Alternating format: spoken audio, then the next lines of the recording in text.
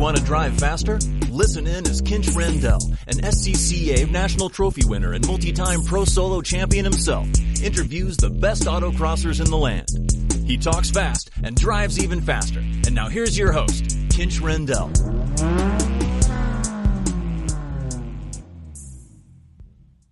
Hi, today's show features Tom Reynolds. He has 6 trophies out of 8 tries. Most recently here in 2016, he trophied an STR in his Miata. He's going to talk a bit about that, as well as quite a few of the cars he's had, from driving F-125 to Corvettes being his favorite cars. He covers lots of great things I find interesting as well as hopefully helpful about getting video review from people. He talks about the bet between himself, Annie Gill, and Danny Kao about who will buy the most or least cars each year. He's actually won that bet. Other terms, lost it. You know, it's funny, when I was shopping for I don't even know what I was shopping for, to be honest with you, because I'm always shopping. He quotes Brian Peters, who is featured on the first episode. And the quote is, "When I get aggressive, I do with my mind and eyes, not with my feet or hands." Please let us know what you think about this longer format. I think most of our interviews will be longer. The next one slated for release will be David and Kim Whitener. If you get a chance, please visit iTunes and give the show a rating. I appreciate it. Enjoy. Welcome to the show, and tell us where this all started. Let's see. I started back in 2000. I had just moved to New Mexico a couple of years earlier and was looking for something to do. I used to snowboard and windsurf and whatnot, and my sister in New York had done an autocross and had told me I should go find one of those and do it. It'd be right up my alley because I've been a car guy my entire life, and I'm one of those that came from a family that's not full of car people, and so needed something to do with my time to direct that energy because I was modding cars, but I didn't have any purpose for them. And right when I found autocross, the SCCA autocross here in Albuquerque, I actually started going to track day almost the same week, and the autocross was more interesting to me because there's direct competition where the open track is just running laps and we were timing them, but it's not the same. And and I guess I kind of crave the competition. Yeah, I keep thinking, how many different types of people come? How many of us are competitive? How many come because it's social or we're a car nut? And I relate to the competitive part for sure, going, oh yes, it's me. It's a challenge really with myself to see how I packs out, how I doing against my class. That definitely, I relate to you very well because of that. It's like, why do you keep coming back to this crazy thing? Yeah, and I wonder if it's childhood sports. Like, since I was 5, I was a competitive swimmer, competitive soccer at age 5 too, and just did that even in through the military. And so, yeah, I think I've always enjoyed that. And autocross got me because I was horrible at it. Here I am thinking I'm a good driver, but, I'm half Asian. I don't know if those Asian genes just screwed up my driving curve, but I just was horrible. And it took years and years and years to, suck less, as I say. And so I spent the better half of 3 years just trying not to be last. So take us to those first couple cars there, or the first car for those first 3 years. First car, it's like everyone else, you have what you have. And unfortunately, I had what would be I'm not even sure if it really was, but the locals told me at the time it was legal for ESP. It was a 95 Mitsubishi Eclipse GST where I'd put in a Quaife diff. And I'd already broken one transmission at that point and proceeded to break a few more. And was living in an apartment complex and changing the transmissions there within a few hours in my complex. So probably get a thumbs up from McCants on that one. But it was not fun. And eventually I said, screw this. I don't drive it well. It's not reliable. I was constantly borrowing one of my parents' cars to even get to work. So I finally one day got it running just well enough to trade it in and bought a 99 Miata. And that's kind of where things took off. No kidding. So you say you were horrible, and we had chatted a bit, I guess, on Facebook and such about you learning. When you started progressing, what do you give credit to? The first beginning when there was light at the end of the tunnel is getting in the right car made a big difference. I mean, that's the thing you always tell local. They sometimes get very discouraged, and you say, well, you're in this car and you're in this class because you did this one mod, and so especially in a small region like us where everyone's indexed, you feel miserable. So you don't even know how good you could be if you were in the right car. So switching the Miata moved me up a bit, but it showed all the flaws I had, driving too violently, not seeing the line, those types of things. But what I really give credit to in the beginning was Rich and Marshall Fletcher. They were married at the time, and they kind of took me under their wing when they found out in 2003 I wanted to go do my first nationals. They offered a co-drive, not knowing, we were driving a DSP spec Miata, so no ABS. My first time on Real Hoosiers, I'd been running the V700 Kumos back then, and the Victor Racers before that. So I didn't, the Hoosiers are very numb compared to those tires. And so basically, my goal was not to flat spot them, but to try and learn something. And they really focused on the visual side. It was the first time someone, told me walk the course, and after you finish a section, close your eyes and try and drive it. And if you can't, go walk it just that section again. And then when you get to the end of the course, do the same thing. Close your eyes, walk the course in your head, drive the course in your head. And if you can't do it, the sections where you have those blank spots, go back and walk it. And that approach, I got away from it for a little while when I stopped driving with them in 06. And then I discovered again when I got in the Z06 that things happened too fast starting in 07, 08. And so I went back to it, and I've been hanging on to it ever since because it's one of the few things I feel like I have a talent for is memorization. And I can really, really get the course down in just two walks. And so I'm one of those people that struggles at nationals, but it's like I don't know what to do with 18 walks. I don't think I want to do 18 walks. So I try and do the one with socially, one less socially, and then one where I really come up my game plan. And somewhere in there, I try and do one more with either Strano or Pilata, because both of those guys, there's lots of great people to take and give you instruction of how to walk a course, like Junior and those people. But for me, Pilata and Sam speak my language, and they can tell me this is where you want to be. You want to aim for this cone, but hit the gas, and you'll never make it. They have a way of explaining a strategy that I can relate to, and I don't need translation. And in one walk, really gain something. And the last year's results, my best year was really because of that, because I had both of them, and it was hugely helpful. I can relate to the course walks.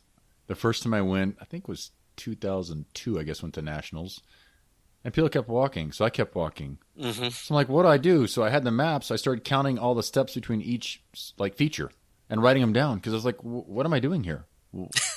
Yeah, you took the kind of engineer approach I did. I must have walked the day one courses back in Topeka, right, where there wasn't as much of the landmarks as far as like corn and runway and all that.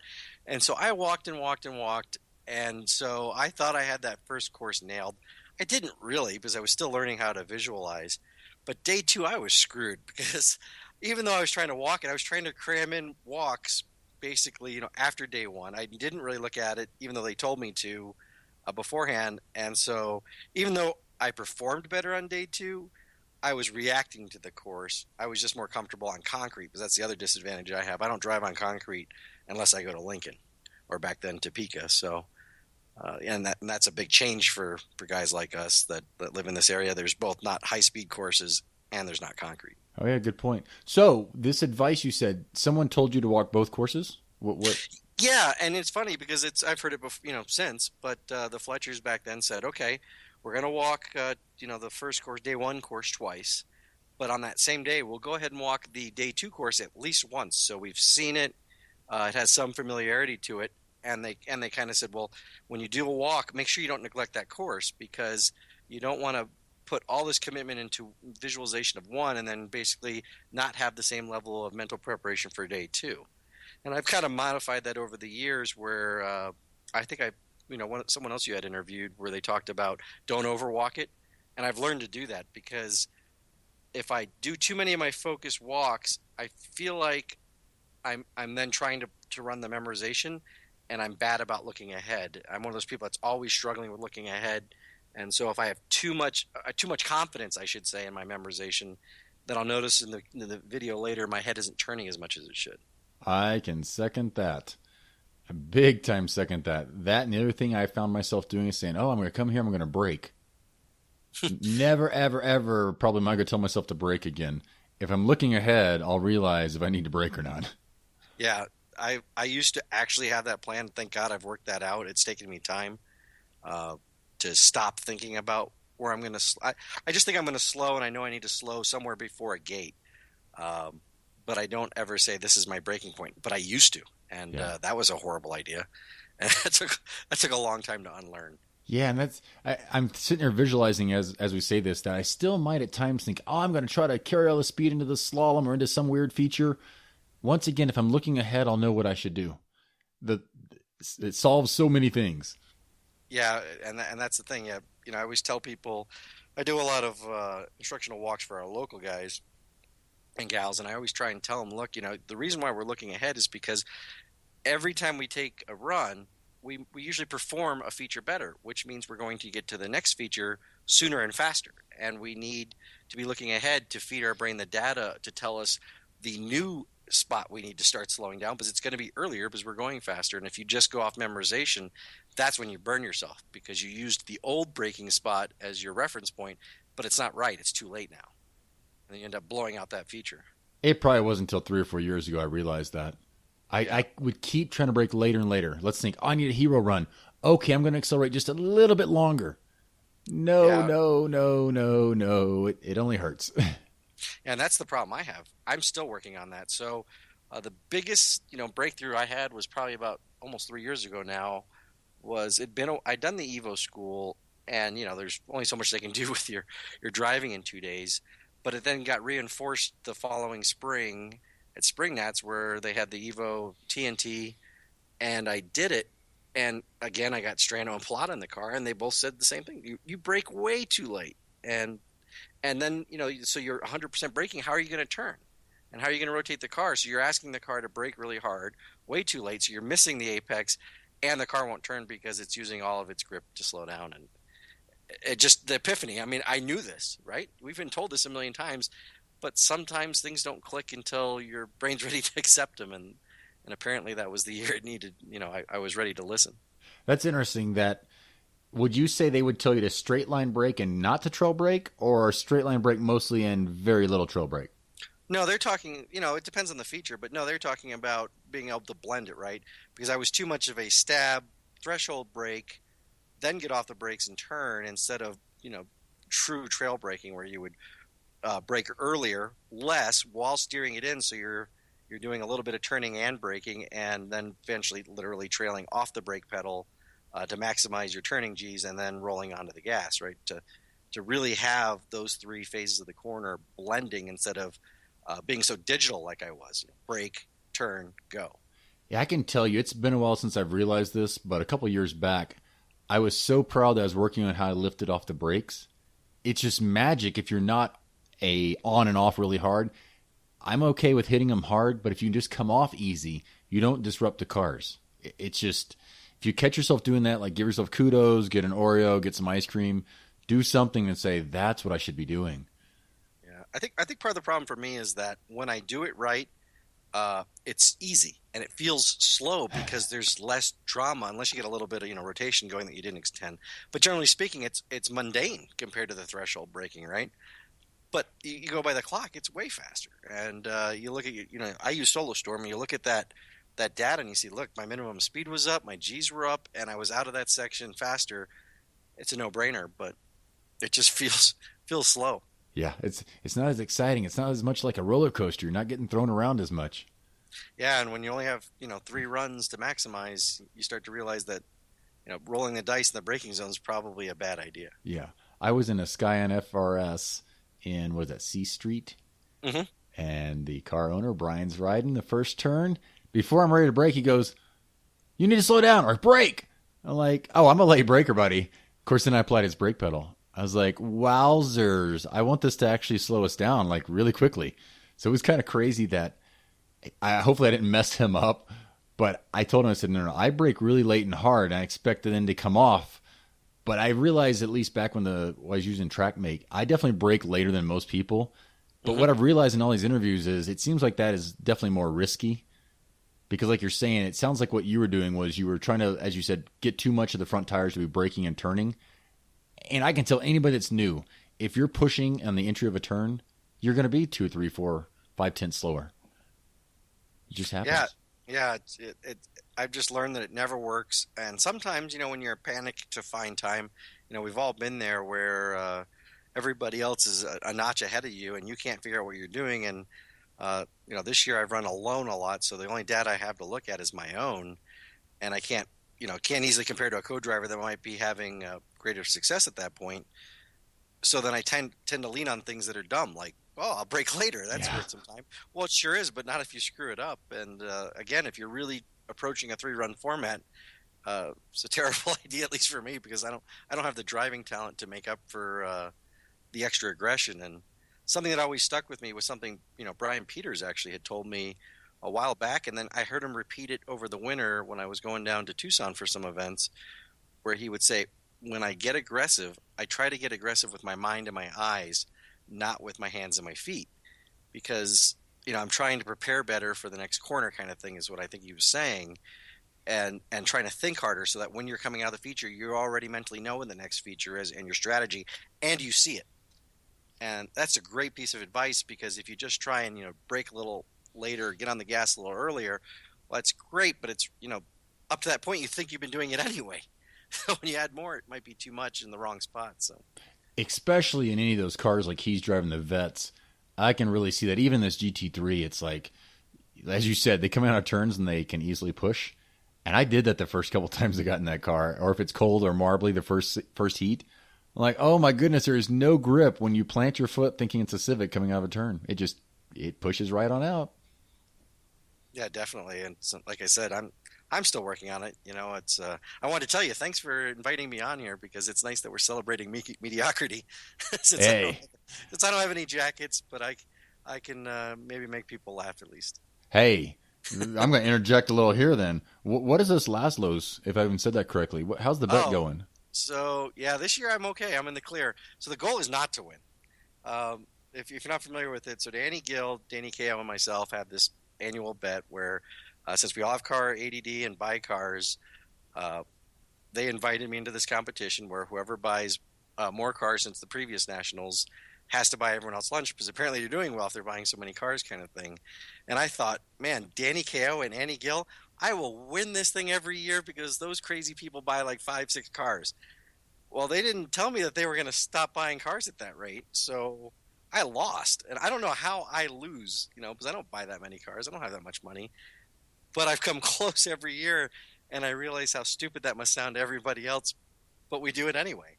And I love Danny to death, and I know I can count on him. And when it came down to crunch time here for Nationals next week, Danny just bought another car. So Annie and I are in the clear by a car this year. I'll buy one car.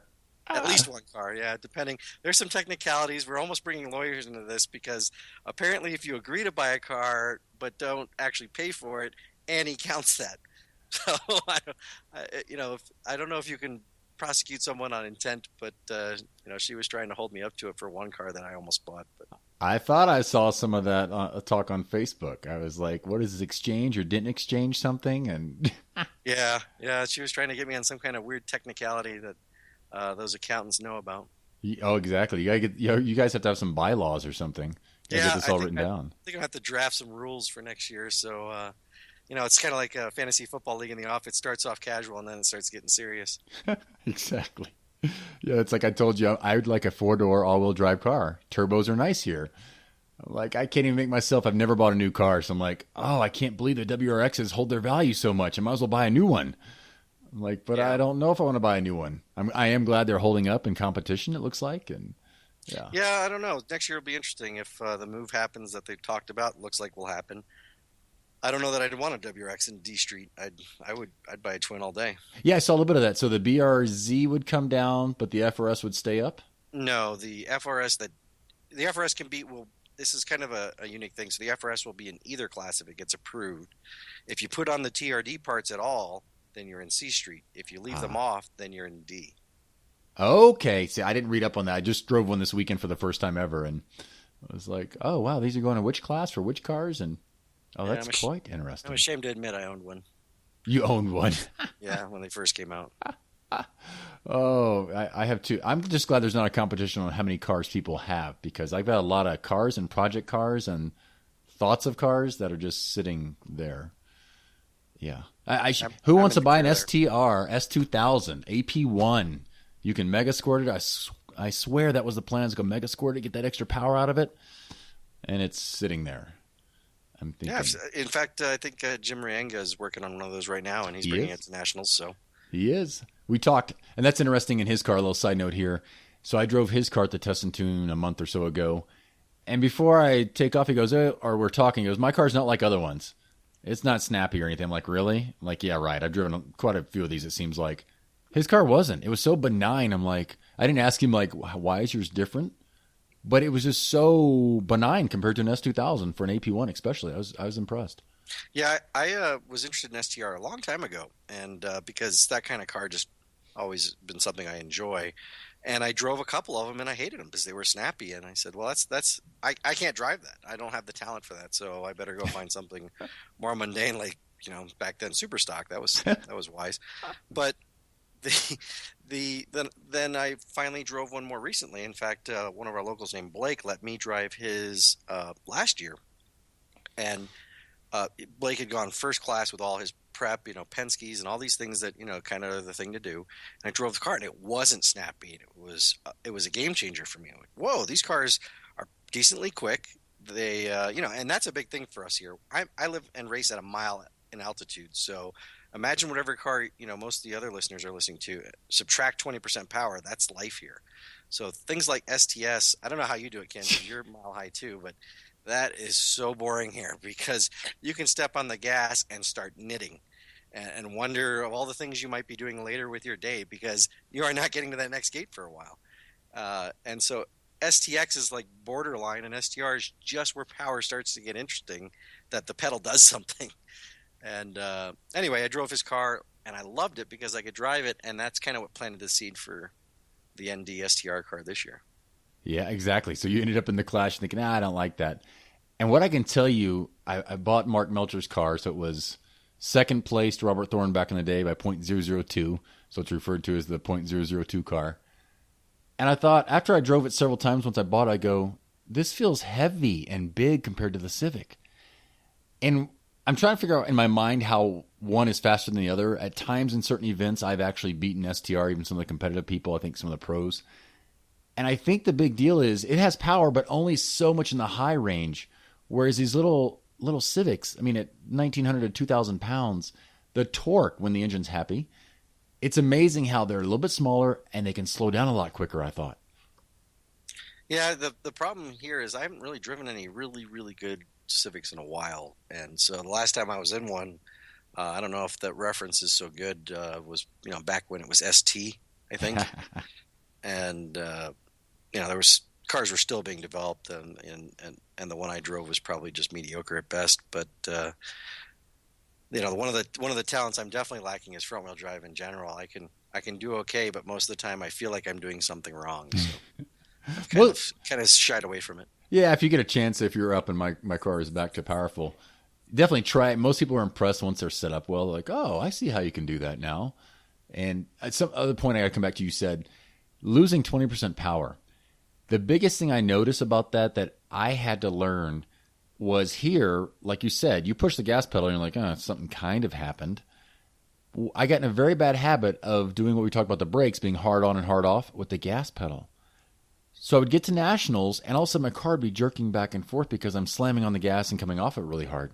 Mm-hmm. It was like, what's wrong? I'm like, oh, I've got power here. Yeah, I hadn't been in something that I would call quick in a long time, and then last year, a month before nationals, I get this brilliant idea to buy a Mustang GT and go run F Street. Why not, right? And I bought the car, prepped it. I think I was literally sitting there watching my buddy Jake weld on the adapter so I could put Coney double inserts on the front. And I thought, oh dear God, what have I done? I'm driving a car with 435 horsepower that makes 20% less here. And then I'm going to go to nationals, have basically 8 test and tune runs to get used to real power on the same size tires I've had all along, on a course that's typically more loose than Farmington where I run. So I thought, oh, this is going to be a nightmare. I'm going to look like a fool, but maybe what I'll do is I'll paddock next to Doug Willey, and hopefully he'll just make me forget how bad I'm doing. And I got lucky that I did okay, but it was definitely different having that kind of torque, extra torque all of a sudden. Yeah, and you're being nicer. You were third in F Street. So that's one thing I've debated in my mind and kind of wondered, if you have a car where you're not wide open throttle a ton, is it easier to go down and gain 20% because that right foot is already kind of accustomed to not just flooring it? Well, that car's interesting. It's funny because like my Super Street or Super Stock Corvettes, I had two C5 Z06s. Those things I had a hard time going to full more often. I was surprised, so I switched to the Bridgestones. I hadn't run them on anything torquey until that point, and it was so amazing how I could put down power. So I was at 100% throttle a lot, and if I did data log my throttle for all my runs last year, well, like the 30 runs that I did in the car or 50 runs I did in the car, but it was just amazing that car put down power. So that wasn't really an issue because I didn't have to feather it. But I'm sure there were times where, especially locally, coming out of corner, I could be a lot more aggressive than I probably could have if I'd had that extra, 70 horsepower. And what kind of torque did that car have? Supposedly 400 at the crank. I never actually dynoed that car since it was stock, and all I did was, put in an X pipe to delete that resonator just so I could hear it. And that's about all I did for power. And did that car cost you the bet last year? Did you buy lunch? I did not lose last year. I don't remember who did, but being Danny ended up buying. And so, yeah, I think I owe him one because of that. I think he just felt bad. We're inviting you in the group. Last minute. Yeah, we're inviting you into the group just to get you to buy some lunch. Yeah. This is like the rookie thing, right? Rookies got to pay for things. Welcome to the club. Yeah, I wonder if there's anybody else you guys can invite.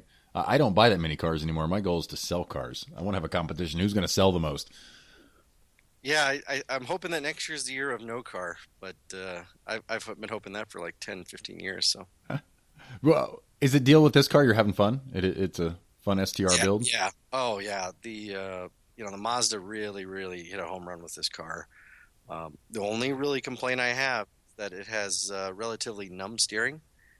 But that's a pretty high standard. It's probably okay to some people. I just kind of miss the older cars that had better feedback. But the motor, the ergonomics, the exterior looks, the interior, the car just does it for me, and it's gotten better and better. And I'm just amazed that I wouldn't call it full STR prep because I didn't do seats and rear brakes and things like that. But I've done a lot to the car, all the things that would, in theory, ruin the car for street use, and that's where I enjoy it the most. I mean, it's fun to autocross, but it is really fun to drive like a dipshit around the streets of Albuquerque, the way it sits, because it rides well and makes decent torque and without being too loud.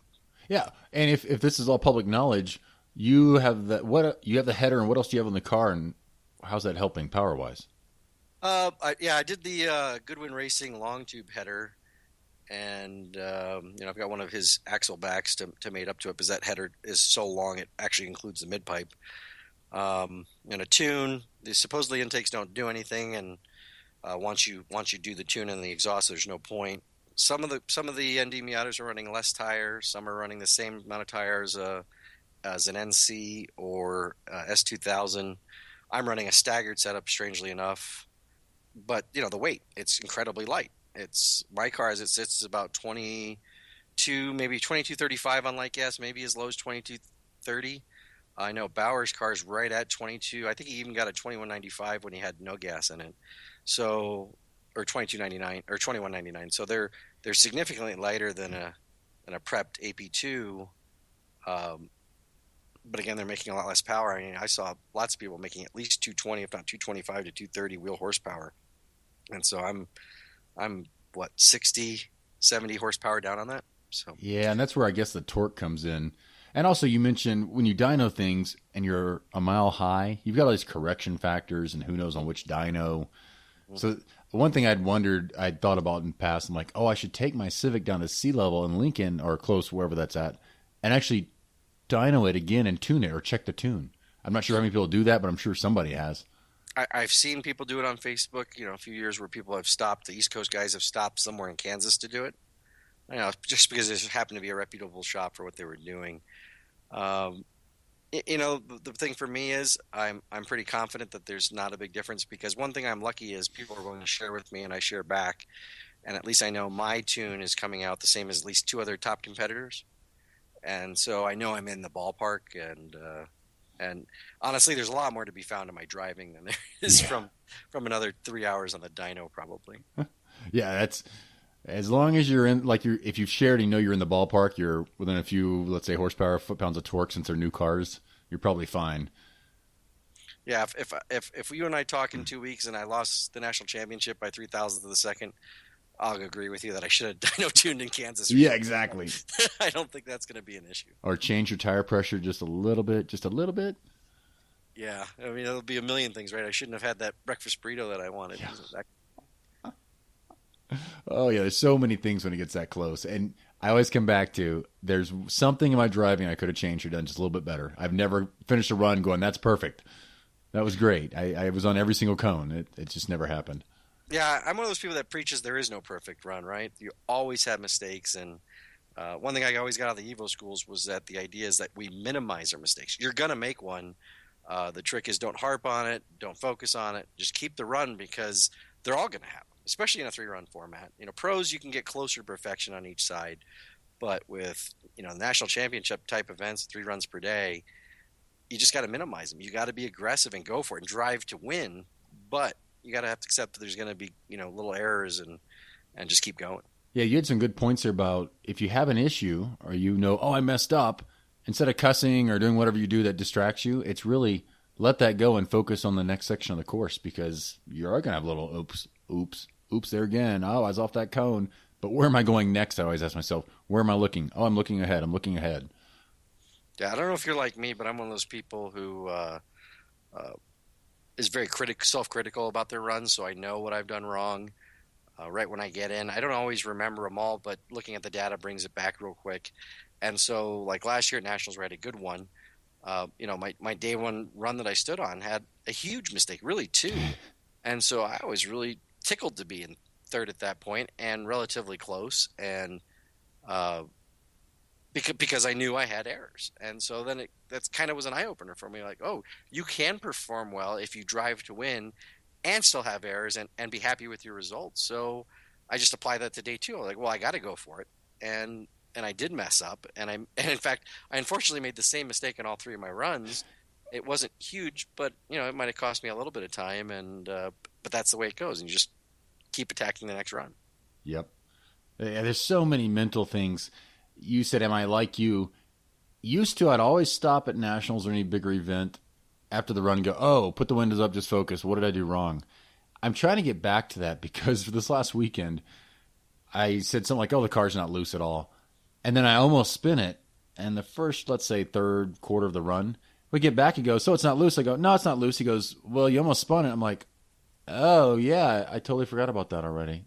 Mm-hmm. So I've regressed in some ways of not even realizing. I guess also there's less focus of remembering things at a local event, which I don't advertise as a good thing.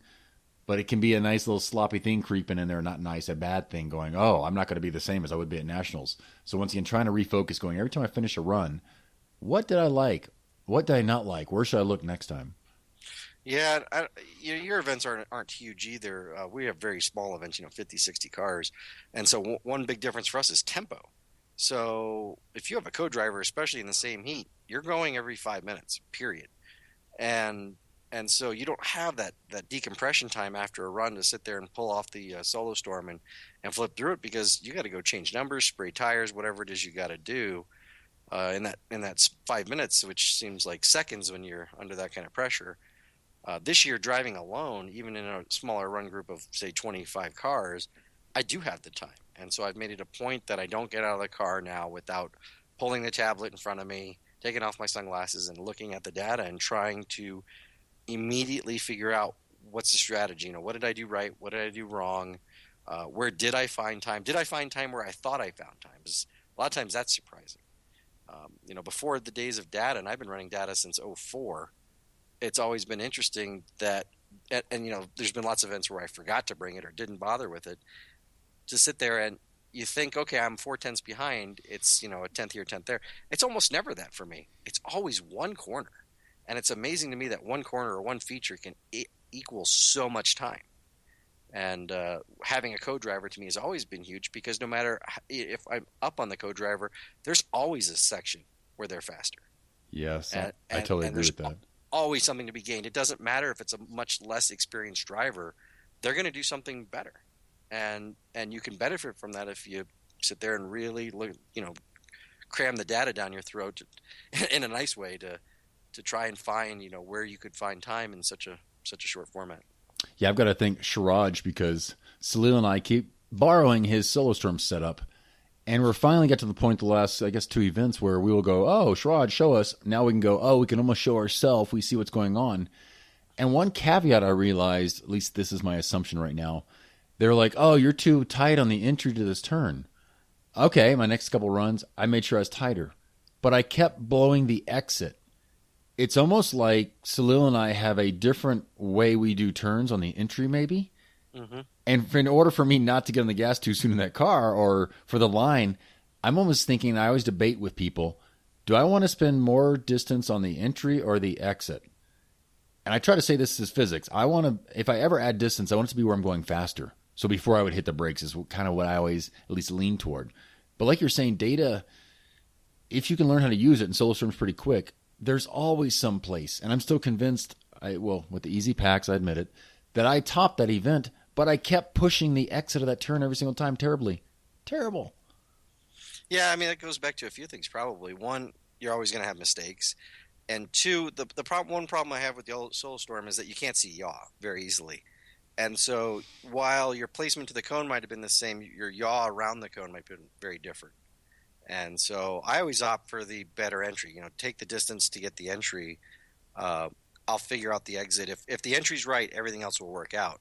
If the exit's wrong, the rest of the corner can't be good, because you're going to spend the rest of the corner fixing what you did wrong. Yeah.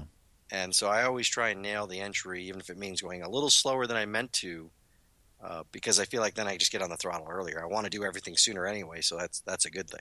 Yeah, and one point you just made me think of is, if you come in a little bit slower, by default, you can therefore be tighter.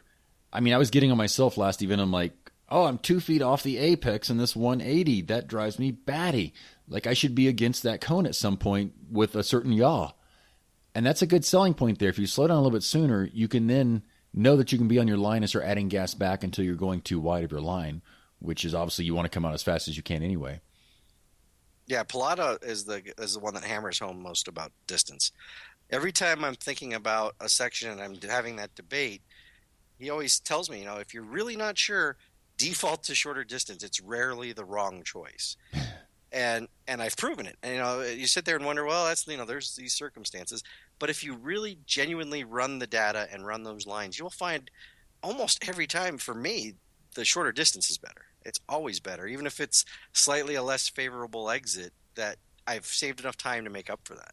And at Nationals, once you get too far out, you're in the marbles. You're done. Or you have a lot of goop on your tires you have to clean off. So that's one thing I like to tell people. If you're about to go to Nationals, if you're running later in the day or the second days, the tight line is the clean line. It's almost the only option for most turns. Yeah, I have some experience with that. Being a small region, is that we have the opposite effect, where some of the sites we've run over the years have been very dirty sites. And so by afternoon runs, it looks like an F1 race, where there's, instead of clag, it's little pieces of rock and stuff like that. And there's clearly a clean line. And it doesn't matter if the majority of the other racers have run the incorrect line. That is now the correct line, because it's clean. Yep. And trying to set up a little wider is not going to pay off. Yes, yes. Oh, I got to quote Bob Tennell when he goes, I'd always walk a course, and if I looked over and there was distance, I'd say, oops, that's where John Ames is going to be. Yeah, I was listening to that interview. I remember that. Yeah, John just pointed. He was top packs this last weekend here down at PPIR, so hopefully he's feeling pretty good about it. Yeah, that guy's amazing. I mean, since I got in the sport, he was already a legend, for a long time at that point. And it's always interesting. I'm sure, like me, you follow along with kind of what we call the aliens, right? So, yeah. Since I've been in the sport, the high cotters have bloomed, and now, who's going to be the next generation of people like that? They're amazing. And thank you, High Cotter. I've lost to you the last 2 years in a row by huge margins, and I appreciate you making me look horrible. But it's awesome to know that when I watch their video, that's always the biggest thing for me, is that some of the fastest guys are absolutely the smoothest guys. I mean, if you watch Brian Highcotter's videos, they are fairly mundane from the video standpoint. I'm sure the G-forces in the car and everything else, but his times are fast, so it proves you don't have to have this maniac driving style to be quick. Do you actually go out and watch videos of other people at different times? Oh God, yes. I do that. I do that more than I should probably. Oh, I look at everyone's video. I am not a snob about it. I don't just look at people like him. I look at anyone's. If I can find your video, I watch your video. I watch even your video analyzation of events that I don't go to up there in Colorado, because it's. I feel like I learned something, and I feel like I'm building a database of features in my head and how people can approach them and visual cues and that kind of thing. Because again, we don't have a lot of national style events in my area. So the first time you see a rounded eyelash type Wallem, this is just another thing to screw with my head, and I want to have less of that effect when I go to a big event. Yeah, that's good points. At times I've realized when I couldn't race, I would watch them, but I should make myself watch them more often. I'm honestly glad people put them on Facebook, because I will watch and go, oh, look, that looks like fun, or wow, that was fast. And I do need to make another video. Salil has 2 events ago, but I actually have one from this last event. I was pretty busy making a different kind of video this week, but I'm going to hopefully get one of those knocked out. I feel like I say the same things over and over again, but people have come up to me and go, thank you for doing that. Or lately, why haven't you done one lately? I'm like, because I'm a goober and I didn't get it recorded, or Salil has it and he's out of town. It's like, oh, so it is interesting what you can learn, and it'd be nice if more people would either break down runs or talk to somebody else and compare them. That reminds me, you were talking about something with Strano and Pilata about reviewing video. Oh yeah, we'll do it. I think we were talking about doing it remotely, and that's something we do a lot, even on multiple day events on a weekend. I'll sit there and upload my video and ask them to look at it and see what they think, to see that if I'm falling into a bad habit or something, or if they think the car's loose, just any advice I can get. And it's been huge. And even after the event weekend, when I post the video, I'll ask them, what do you think? What do I need to work on? Because even though as critical I am at what I do, and I think I see what I'm doing wrong, I need reinforcement. And oftentimes, especially with Sam will pick apart setup of the car. Andrew's more setup of the driver. I mean, they both do both sides of it, but that's kind of their preference, I'd say, their comfort zone. Not that Sam has any problem picking apart my driving, but Sam's really good it looks like you're fighting this condition on the car, change it. Don't just put up with it, change it. And I'm one of those people that's bad about that. I like to think I'm pretty good at car setup, but sometimes my lack of faith in my own driving makes me resistant to make certain changes to the car. Like, I always tend to think the car needs to rotate a little bit more than I'm comfortable with, because I feel like then it won't push in the sections I don't want it to. But then I default to, I'm really fast when I don't worry about the car, so I need to take that little extra looseness out so I can drive 100% and not worry about losing the car. Yeah, that fine line of how do you set them up. This last weekend, Brian goes, well, I just changed it from a big rear bar to a big front bar. And he gets in it after I'd take him out on the first run. I was like, oh my goodness, this is a totally different car. I'm like, well, yeah, it was a different car for me too, but it felt fine. But like you're saying, you can go, he's testing going from one extreme to the other just to say, hey, he goes, oh, now I have to change my driving style to match the car. And I think what you're saying is Sam will notice that you're fighting something you shouldn't be fighting. Exactly. You should adjust that. Yep. And, Sam has no hesitation of making car setup changes. You'll see him change bars at a pro, or even for day 2 of a 2-day event, and constantly fiddling with the car. But his results prove that he knows what he's doing. He knows what the car needs to make him happier driving it, and gets it there. And it's been huge for me, because I was always more resistant. And my co-driver, Paul Dodd, Paul and I drove for years together. We plan to do so again in the future. And we're both kind of the same. Like, I think the car is fine. Maybe we should just drive better. But I've snapped out of that in the last couple of years and said, no. We both agree the car is loose. Why are we not fixing it? Why are we waiting for the car to come in? We should just make the car the way it should be. And I think we've had better results because of it. We've had more wins, or at least certainly less frustrating losses because we've done that. And STR in itself was kind of the challenge to me. Hey, I'm very much in my comfort zone with street level prep because it's just, two-way shocks, one bar and alignment for the most part. But STR, you can really screw up the car great because you have all these adjustments, and it's been really fun. And I really huge appreciation for Brian Carwin for sitting there and spending all this time with me where we compare notes constantly. He would mod something, I would mod something. We wouldn't talk about it till we drove the cars, and then we'd come back, and it was really reassuring that he would kind of feel the same cause and effect that I was feeling. And so that reinforcement of, hey, yeah, I am good at analyzing the car, and we are experiencing the same things. And then great having him as an ally because he'll go and fabricate the part you need. And so this year's been a lot of fun because we've developed a new car, and I've been able to basically benefit from his genius. I like it. And this makes me say, Sam, I want to drive a car with you, especially when it's bad that I'm supposed to notice something. I'm just not sure if I notice. I'm just like, oh, the car's doing this, and I need to keep it on this line and go as fast as I can. Yeah, Sam is always, Sam is always one of those people I bounce off. If I think there's a handling issue and I want to address it, but I'm not confident, I will absolutely try and get Sam's attention and beg him for advice. And it's never wrong. Yeah. I mean, that's what he does. He's good at it. Yeah, that's what he knows. That's why he can sell parts to people to fix the cars, to make them as fast as they can be. Yeah, Sam became a friend because I was a happy customer. I started it's a great story. So in 2007, I bought a Z06 in January, decided I was going to autocross it, took it to one event, bone stock with Kumo MX tires. It's super stock back then, so this is not a good thing.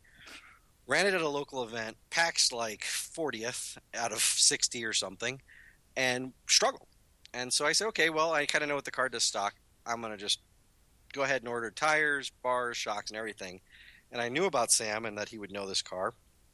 So I called him up, never having spoken to him, and said, I want my super stock Corvette to win. What do I need? And he says, well, you need this bar, this shock, set him to this, set it this alignment, and let me know how you do. And the first event out, I took top packs and won pro class, and even had Paul Brown walk up to me and say, so whose car did you buy? And I said, no, I bought, it's just, a third-party car, but it's got Strano setup. And I think that's how Paul Brown started buying from Sam. Because it was just, obviously, this guy knows what a car needs. I like the sound of that. I just touched a Z06 C5 today. I'm like, we got to get this thing back on the road again. Back on the autocross track. Those do seem like a lot of fun. I've only driven one once. I'm like, there's a lot of power here. There's very few things that are as much fun with this low maintenance. You can have more fun, but you're going to pay for it in sweat or money. Those things are about the fine balancing point of the best of both worlds. No kidding. Oh, and something you mentioned, you got that Miata as a second car.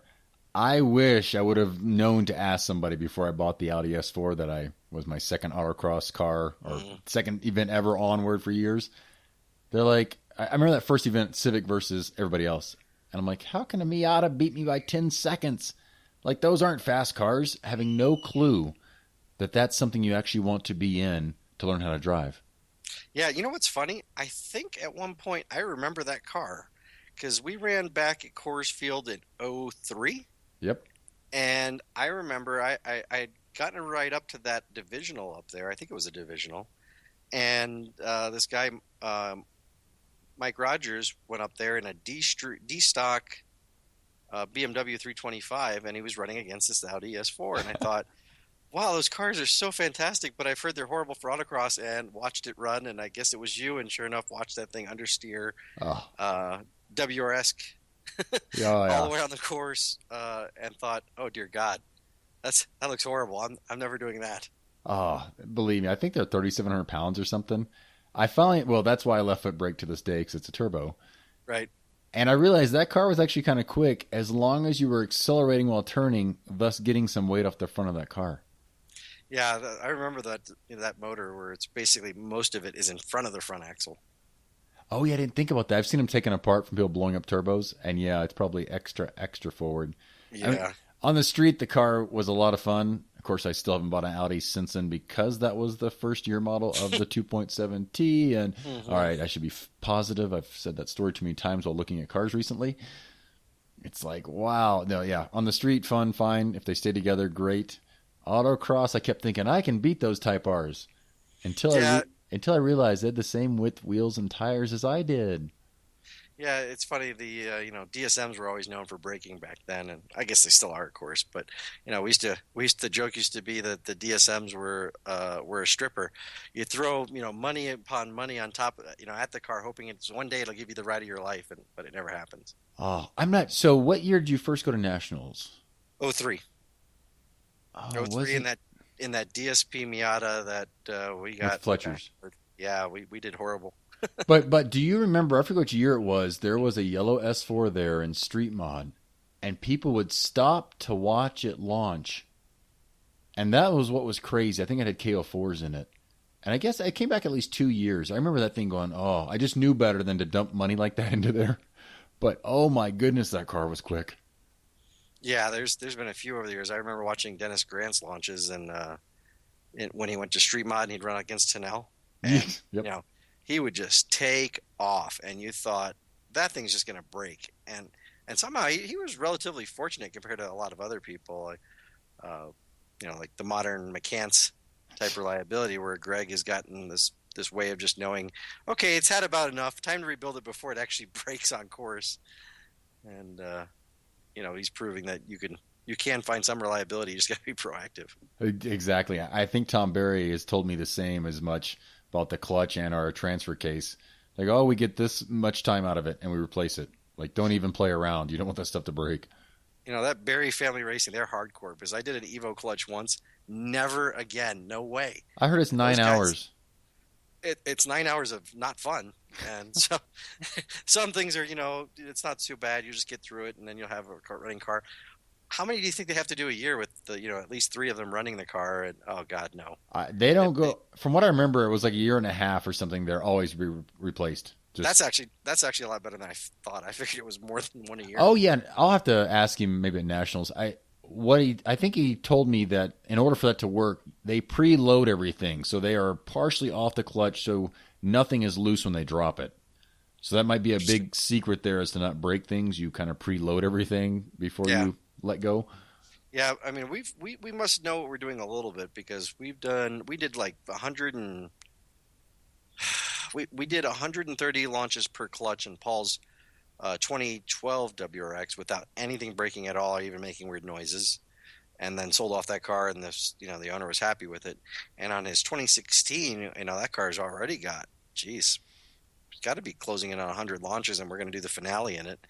And, not a single groan or anything, because that's basically how we do it. We take up the slack with the clutch right away rather than sidestep it and shock it. I imagine we'll go through clutches faster, but at least nothing breaks. Exactly. Well, good. That's good to know. If I end up with one, I will be like, please make sure I'm doing this correctly. Yeah. Yeah. And as you said, with the other cars possibly coming in the class, maybe I'll be able to get one. Of course, it still won't be about $1,000 less than sticker, but hey. Well, the positive side is that if you ever break your mold and do sell it, that you'd lose very little. Exactly. That's what I told myself. I'm like, oh, in reality, that's a good thing. If you buy it and you sell it in a year or 2 years, it's okay. Yeah, that's the car ADD mantra right there. Oh, the loss won't be so bad. You could just go ahead and get another car. It'll be fine. I'll see that. Close your eyes. Don't look at the. Don't ever do the math. It'll be fine. No, my car ADD means I bought one, raced it, being the white Integra, sold it, and regretted it every day since. But you have like 3 others, don't you? No. I'm very, very low on that regard. I would like to. If somebody out there has a OEM, it can be salvage Type R, I would like one. I keep randomly looking. Yeah, I see them every now and then. I'm always just afraid to buy one because of the theft thing. Oh, no, having one of mine get chopped up, definitely. That's the downside of all that. But every once in a while I'm like, oh, look at that one. Oh. And here's my big secret, I think I've said before. I want to take one that's already beat up to rallycross it. That would be fun. That's why I want supposedly mine ended up in California. Hopefully it's still all together. I'd be like, please just sell it back to me. I know it's salvaged, but I'll take it back and beat it up a little bit more. Yeah, I've never really driven a well-prepared one, but I've driven them on the street, especially back then in like 2000, 2001. They were a lot of fun. Yeah, have you driven a Mini Cooper?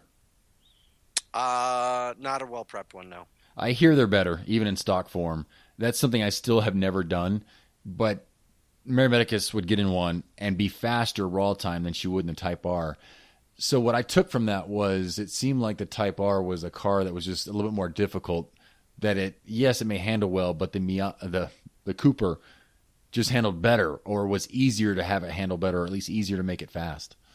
Well, you look how Ron did last year. I mean, he coned away the winning time right in D Street, and so I think that was the car that would have been interesting. And I know like Steven picked up one over the winter, and there's I think one other that people are hoping could be the car for D Street this year because it handles a lot better than the WRX. Power to weight's good, all those things. It's just it's not a lot of camber because it's a stock mini, and I don't know, but I think next year if the twins go in, that's the end of that. Some people seem to think the rejects from F Street, the EcoBoost Mustang and those type of cars that are going to get moved from F to D as part of that, if it happens, would be a shot. But there's no way I'd bet against an FRS. That's what I would do. In fact, I've already talked at least 2 people into it locally. They've already bought their cars. Oh wow, yeah, I haven't looked at the times to see. Although I haven't done that, but yet I heard Linda Duncan in the interview I haven't released yet, that she goes, some of the C Street times are just amazing. She goes, even compared to prepared class. Street prepared. She was like, it was amazing what they were doing, maybe in Blytheville or somewhere. Well, if you look at that little TRD, think of it as a baby STX build, right? You get springs, you get both bars, you get, it's a meager half-inch lowering, but because of that you get a little more static camber and the center of gravity is a little lower.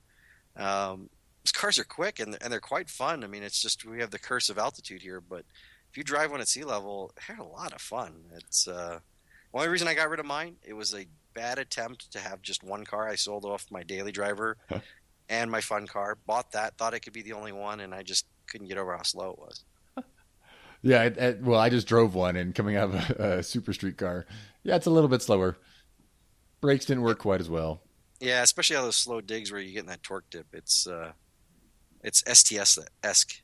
Yes. Oh, yeah, it definitely felt like that. It didn't dance nearly as well as my Civic would, but yeah, it was. And I wasn't as confident, I realized. I rode with him. I was like, I'm going to lift there. I just realized I don't want to slide out that direction, especially on what was off the course there. So I couldn't quite bring my confidence level up to that. It's going to stick. I'm like, no, it's not my car.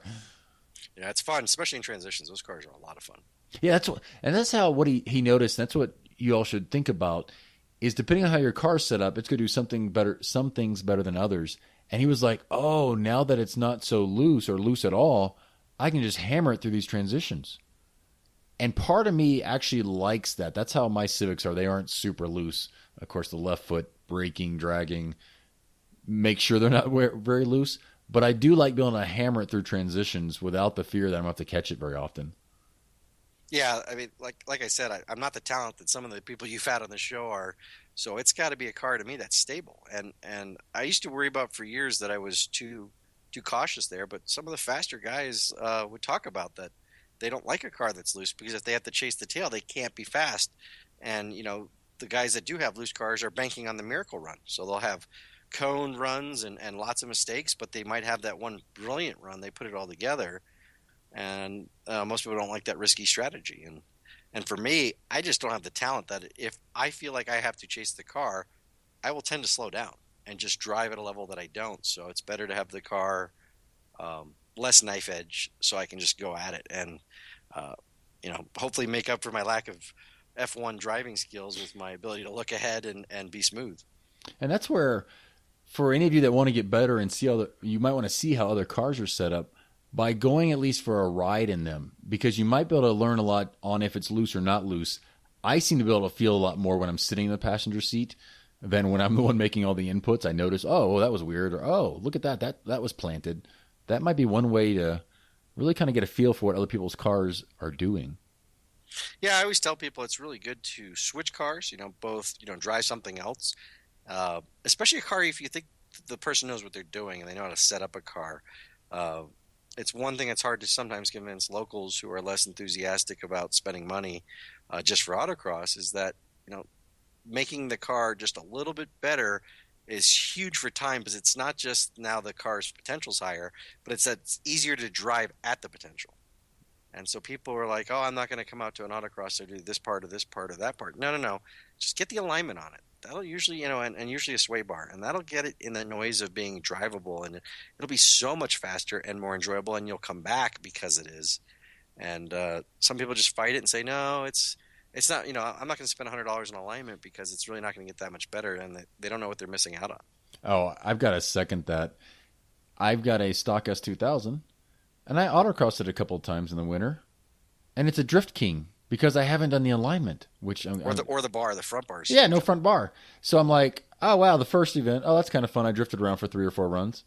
Next event's like, I can't even come close to competing like this. Of course, it has crap tires, but if you're not doing that, I will admit I've paid at least $600 and probably $400 for alignments, and it's been some of the best money I've ever spent, ever. Like it just at that point the car is so predictable and it's so steady. Let's say depending on how it's set up, it's just worth it. I'd say if you have to take it or if you have the ability to take it somewhere. I'm going to quote 3R Racing or tell everybody that's where I took the car several times, and even though it cost me more than most people would ever want to spend, it's been fantastic. Yeah, and I do my own alignments, and the thing, the thing that goes along with that lineup and setup is never be satisfied. It's like anything else. If you try something and it works well, say you add more rebound, how do you know it doesn't want more unless you try more? Yeah. Now, eventually you'll go too far, but until you do, how do you know you've not, how do you know that's optimal? Just because you went 3 more clicks and the car is better, how do we know another click or 2 or 3 more won't be more better, right? Yep. And that's kind of a hard thing to do. A lot of people get complacent and satisfied. Well, I won my class, so it must be pretty good. Well, that's today. And you need to, always be pushing that envelope, even though it's just street, people tend to fall into that. I threw a setup on it. I won my class. It's good enough. And it's never good enough. That was your day. And you gotta keep testing, because these cars get faster over time. There's cars that were thought to be uncompetitive at some point that later on were very competitive because people kept putting in the development time. And the development time's simple because there's not that many things to change. But you have to try all the variables to know, okay, that's too much, that's not enough. Okay, I changed something else in the car. I need to revisit that first setting because maybe it'll be different now. Like if you change the bar, the alignment you had will no longer, probably be optimal with the smaller bar. That and you have to play around, and people just get complacent and think, well, I'm doing well enough, I'll just leave it. And then those are unfortunately the people you take to a big event, and they get beat up badly because the person beating them, maybe they can outdrive them, maybe they can't, but we'll never know because they've put the time into the car, and their car is better. All right, you just described me to a T. That's me. Are you one of those guys that hasn't touched your rebound knob and don't even remember where it is? Yeah, no, that's me. Well, and on this current car, we can't do it. I will admit that I bought shocks from Brian Fitzpatrick for the Integra at one point. Never checked the compression. Never knew. Asked him, "What'd you set your compression at?" He goes, "I don't know. I never even checked it." So I want to do all those things, and as you said that, I'm like, oh, I got to go back to street and stay in street. What I've realized, though, is I take from like personal life, business life, listening or reading the book, Sam Walton's book, listening to Ty Lopez, experiments. Testing on a car is just little experiments.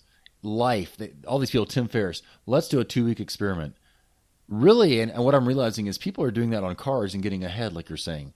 Hey, I'm going to do 3 clicks, and some people will just stop.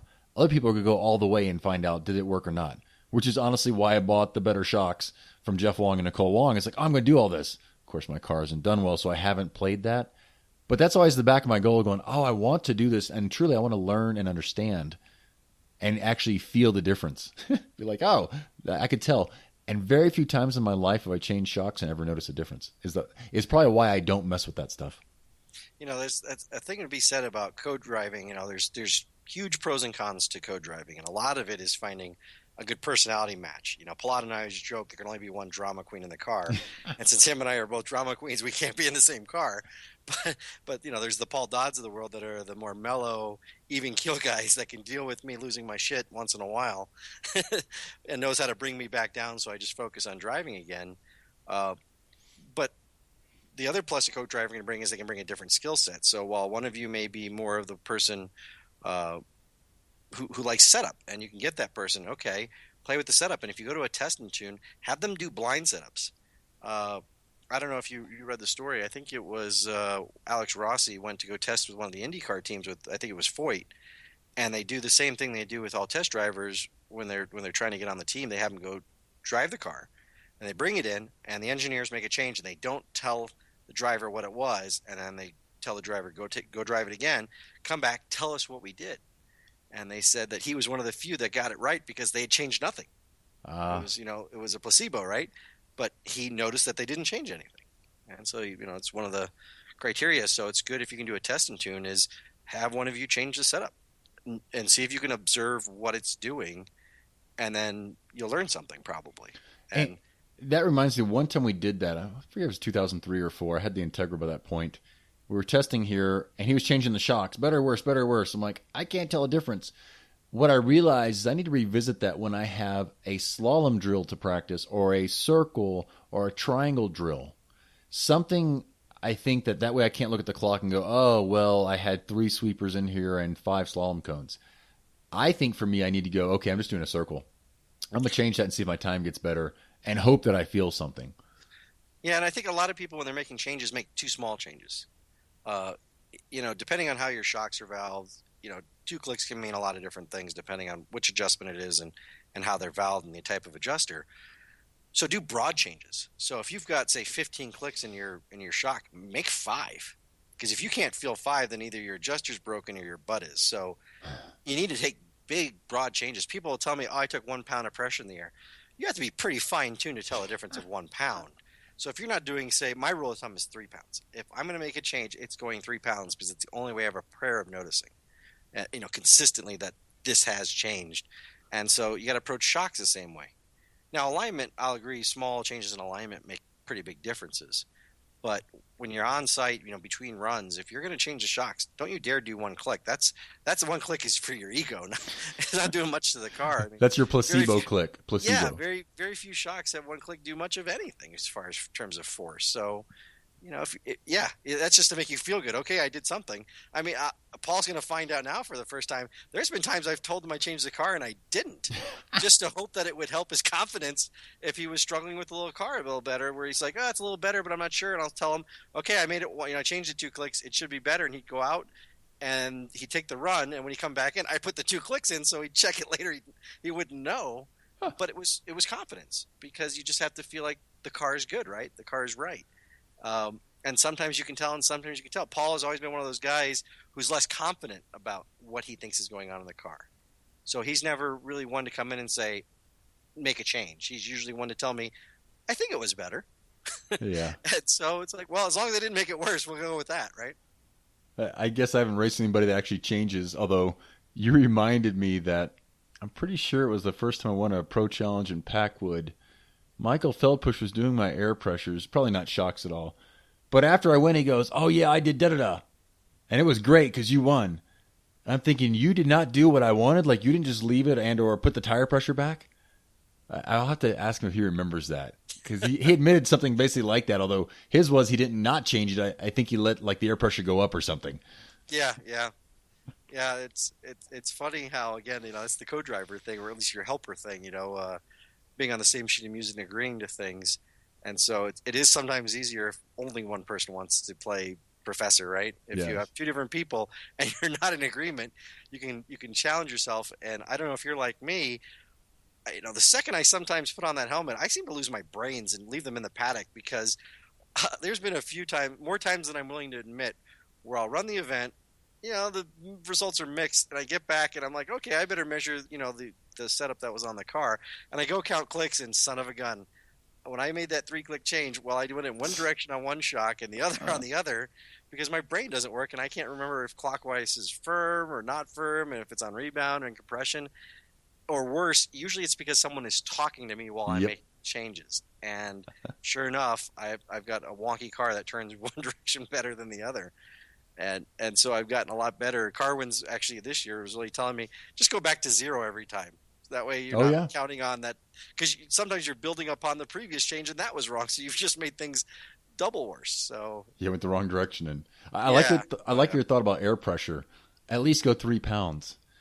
Yeah, I mean, most of the modern tires are pretty tolerant. I think the current Rival S and the definitely the Bridgestones, you can tell 2 pounds, but it doesn't really change the handling of the car, in my opinion.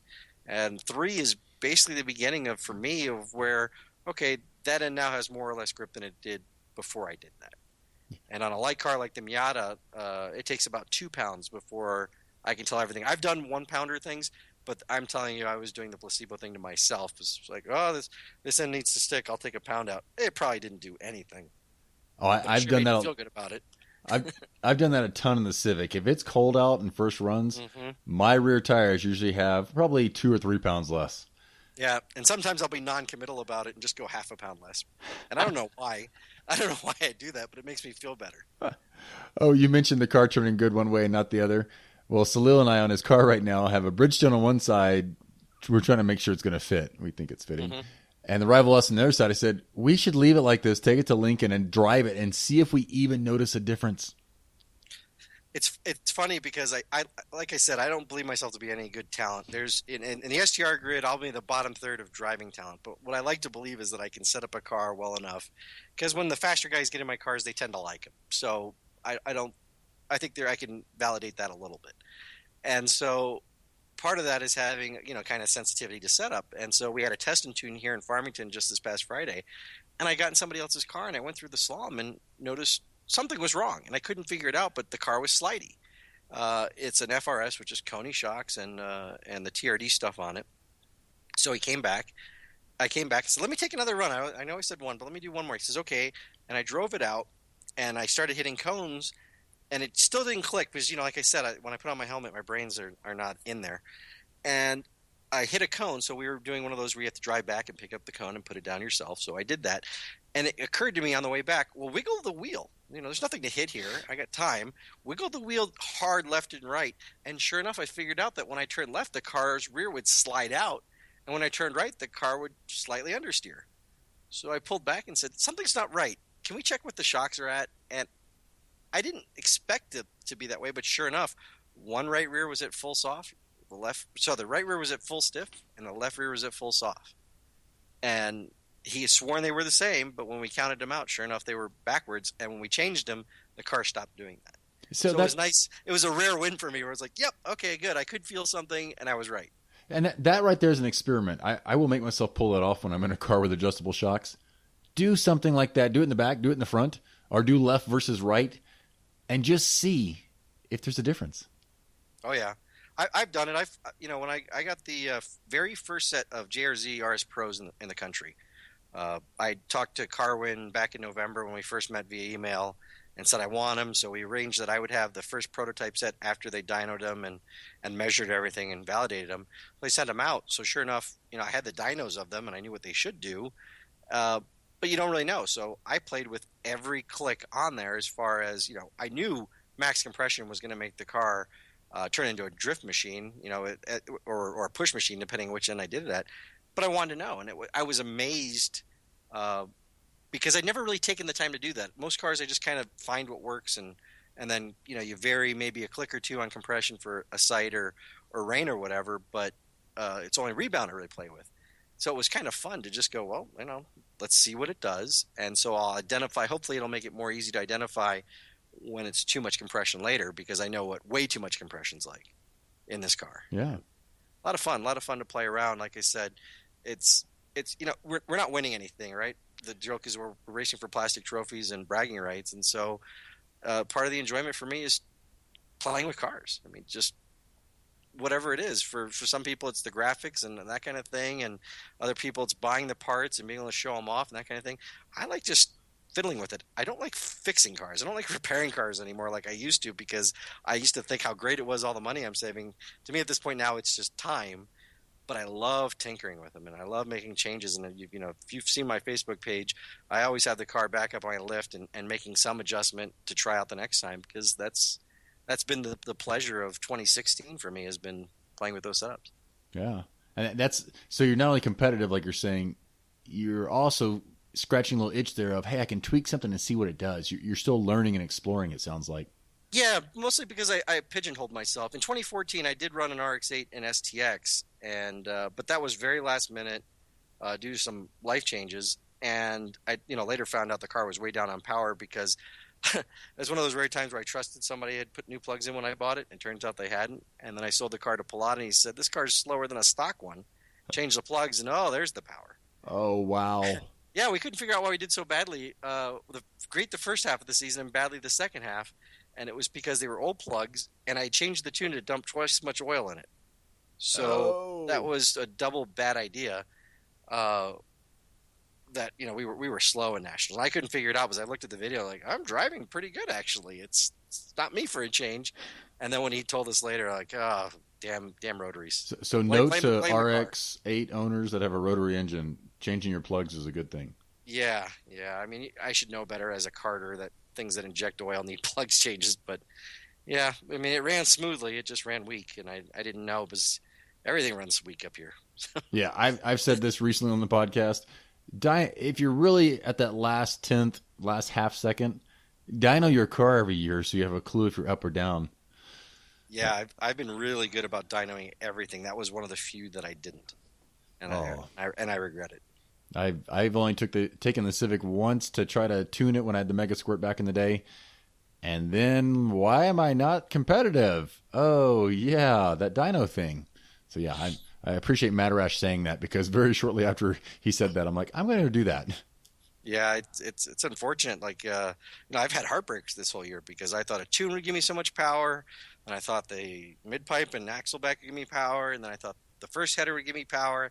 Now the second, and so big shout out to Motiva here for letting me do a lot of dyno tuning at super low price because I couldn't afford all the hours I used, and just to be disappointed, no less. Yeah.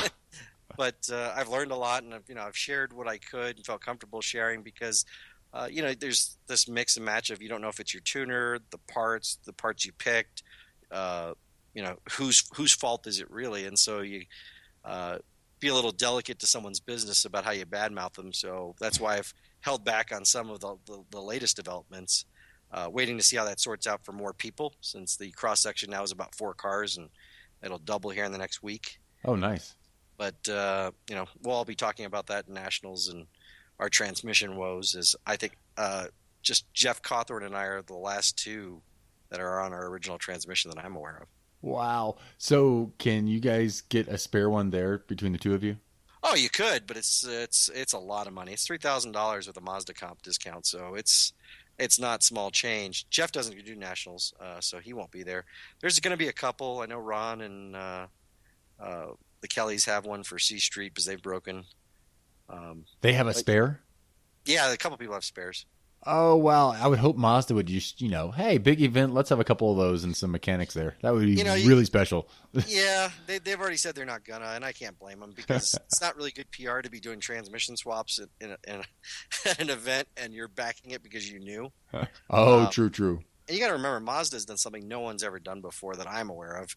Is I sent a letter off to their Mazda North America operations chief of warranty guy and said, look, these cars are breaking and I want to keep this car, but if you tell me you're going to avoid warranties just because we're autocrossing it like you kind of encouraged us, I'm going to get rid of the car. I'm going to warn people. It's not a threat. It's just life. Yeah, exactly. And they said, oh no, we told you to autocross these things. That is not STR, and C Street does not automatically deny warranty claims, and they have replaced every transmission. The first few, they got resistance because I don't think the district reps knew, but ever since then they've been they even were so cooperative with Carwin that they overnighted a transmission to his dealer. He went and picked it up and they allowed him to do the swap himself because he wanted to do it himself. Oh, wow. So I mean, Mazda has gone above and beyond. That's one reason why I'm going to keep the car. Think about how many cars you can do ST level prep and not invalidate your warranty. Yeah, not have to try to take all the parts off to take the car back. I can tell you at least, I know of 2 Fords right now that got their warranties denied with SP level mods, and they basically were ST level mods that did it. So, with that kind of information, I feel a lot safer racing a Mazda right now, despite having the transmission, Grim Reaper sitting on my shoulder. Well, maybe not. Maybe yours was done right. Well, I don't think so. I'm going to go with that 20% less power has been really beneficial. I've only gone down to sea level or near sea level, 3 or 4 events this year. I've stayed up here in the clouds and, probably putting only, 120 wheel torque to the wheels probably helps longevity. And I shift like a sissy. I really, there's 4-year-olds out there that can do a 1-2 shift quicker than I can. So. You're like, it's okay, I love you. Click. Yeah, I picked up a co-driver. It's a local guy, a great guy named Pablo, and he's just now getting kind of serious about autocross. It's a real learning experience. It'll be his first nationals, but one of the criteria was, can you make a 1-2 shift take 4 seconds long? If you can do it, you're my co-driver. And so he agreed, and we did the Colorado tour together. And I guarantee he gave up a half second a run because he did very, very delicate 1-2 shifts for me, and 3-2 shifts too, because we had to use third in that course. So he's been absolutely the perfect co-driver with that in mind. And I know Paul Dodd could do the same, but Paul wanted one last shot in the WRX before we go full attack next year with the Miata together. Nice. Oh, and all that talk of shifting, I need to update. I don't really need to, but the GT3 and maybe lots of Porsches have reverse on the left-hand side. Mm-hmm. Mm-hmm. And I have missed so many 1-2 shifts. Missed as in because I hit the lockout gate. Yeah, don't hit it so hard. Oh. The real trick is if you learn to do that shift with your fingertips, it's easy to avoid. If you're using your palm, it's really easy to hit that lockout gate. That's what we're talking about this weekend. I wasn't driving the car, but I got the 3 shifts, the first 3 the event before that mattered. It's straight to second. For me, in a Honda, I ride the left-hand side. Like I pull it toward me and feel it. Mm-hmm. That does not go over well. Yeah, I have sorry, didn't mean to cut you off. No. I have the benefit that Paul Dodd's, one of his cars is a 993 C4S that we ran in A stock back. Well, he ran it for a long time, and then when I first got into karting, there wasn't going to be a class, so I hopped in his car, and I'd already done lots of events in it. We're both PCA guys, and I'd learned early, like, unless you want to buy Paul a very expensive, Happy Friendship engine, I'm going to be very careful about that lockout because it's easy to do. And then later I bought a Boxster S myself, and again, you learn to really be careful to not break that lockout when you go 2-1. Yeah, luckily the lockout doesn't let it seem to go anywhere close to reverse, but it took us a while. At first I thought that's got to be what it is, but it never shifted the car to reverse. As long as you pull it straight down, so I put my elbow way off to the side, I'm like, just pull like toward 4, it goes every time. Yeah, that's exactly what actually I used to do. Is I used to tuck my elbow to my rib cage, and that makes it really hard to screw up the shift. Oh, I've been pushing mine to the passenger seat, so it has to. I'm like, just remember. But your arms are like twice as long as mine. I'm not surprised. I'm like, go toward 4. Tall, I'm only like 5 foot tall, so it's by comparison. Oh. So yeah, I have plenty of room to tuck my elbow, make the shift, and never ever hit the armrest. Yeah. It just makes you wonder. I'm like, once I got back into a Honda product, I went to test and tune my Civic. I'm like, wow, I pull that thing hard toward me just because I know it for sure always goes to second. Doesn't work in a Porsche. Yeah, generally speaking, that doesn't work well in anything to a point. I'm always afraid that if you pull too hard on the shift, that you're gonna do something bad inside the gearbox too. So I'm real sensitive to where the stops are too. Yeah, I pay more attention. I got to the point I was afraid to rev the car while shifting, and we were looking at the data on SoloStorm, and I was a whole car length behind because I was just sissying, going, no, I really wanted to make it to second gear. I mean, I was trying all kinds of little things like, I think I'm pushing the clutch all the way in. Let's make sure I'm pushing it all the way in. The mind games of shifting from 1 to 2. Yeah, and it's also the mind game of driving someone else's car. Yeah. I've been lucky, like I said, driving Paul Dodd's cars, and when we were running the WRX and Pros, I didn't want to be the guy to break the car at a pro. So you're trying to be careful, not do that sidestep on the launch, do a very careful, quick but careful 1-2 shift, which little did I know was ND Miata training. So it's kind of paid off in retrospect, but trying to be easy on the equipment. And I think that's kind of how you need to go select your co-drivers. It's not everyone is respectful of equipment, and either you're okay with that because you think the equipment can handle it, or you're like me, you're like, I really wish you wouldn't do that to my car, so I don't think you're going to drive it anymore. Yeah, definitely. Tell me if I do anything in any of your cars. Tell me. I respect other people's cars more than mine. Like, I'll be willing to wash your car, vacuum your car. Not so much mine, but other people's, yes. Yeah, and that's and the partnerships of co-driving. One thing I don't have the ability to do is put decals on straight. If you go look at my ND right now, that's my work. It looks like I let my dog Leia do it because they're all crooked. But Paul Dodd's really good at it. He really has an eye for it because, lo and behold, he's an engineer.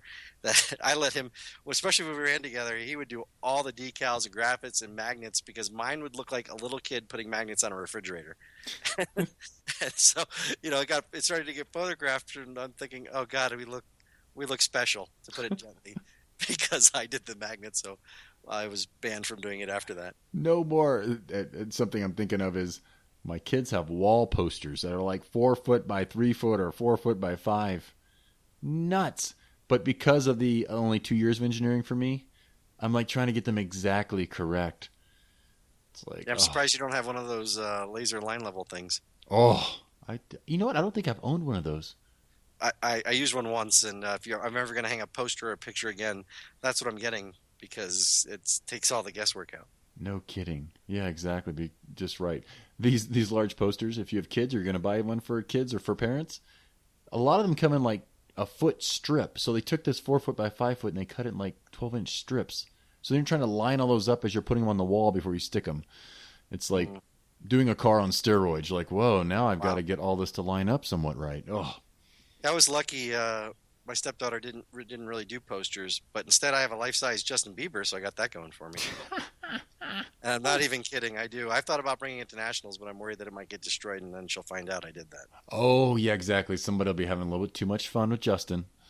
Yeah, especially with the heathens that are in nationals, there'll be pictures that won't be appropriate. So, yeah, probably Justin's gonna have to stay safely here in Albuquerque. Justin, you can't make this trip. You can't handle the truth. No, he can't handle. What happens in Lincoln does not stay in Lincoln. Exactly, you would not come back the same. So these cars, kind of review which one really stands out as one of your favorite. Oh, there's been so many.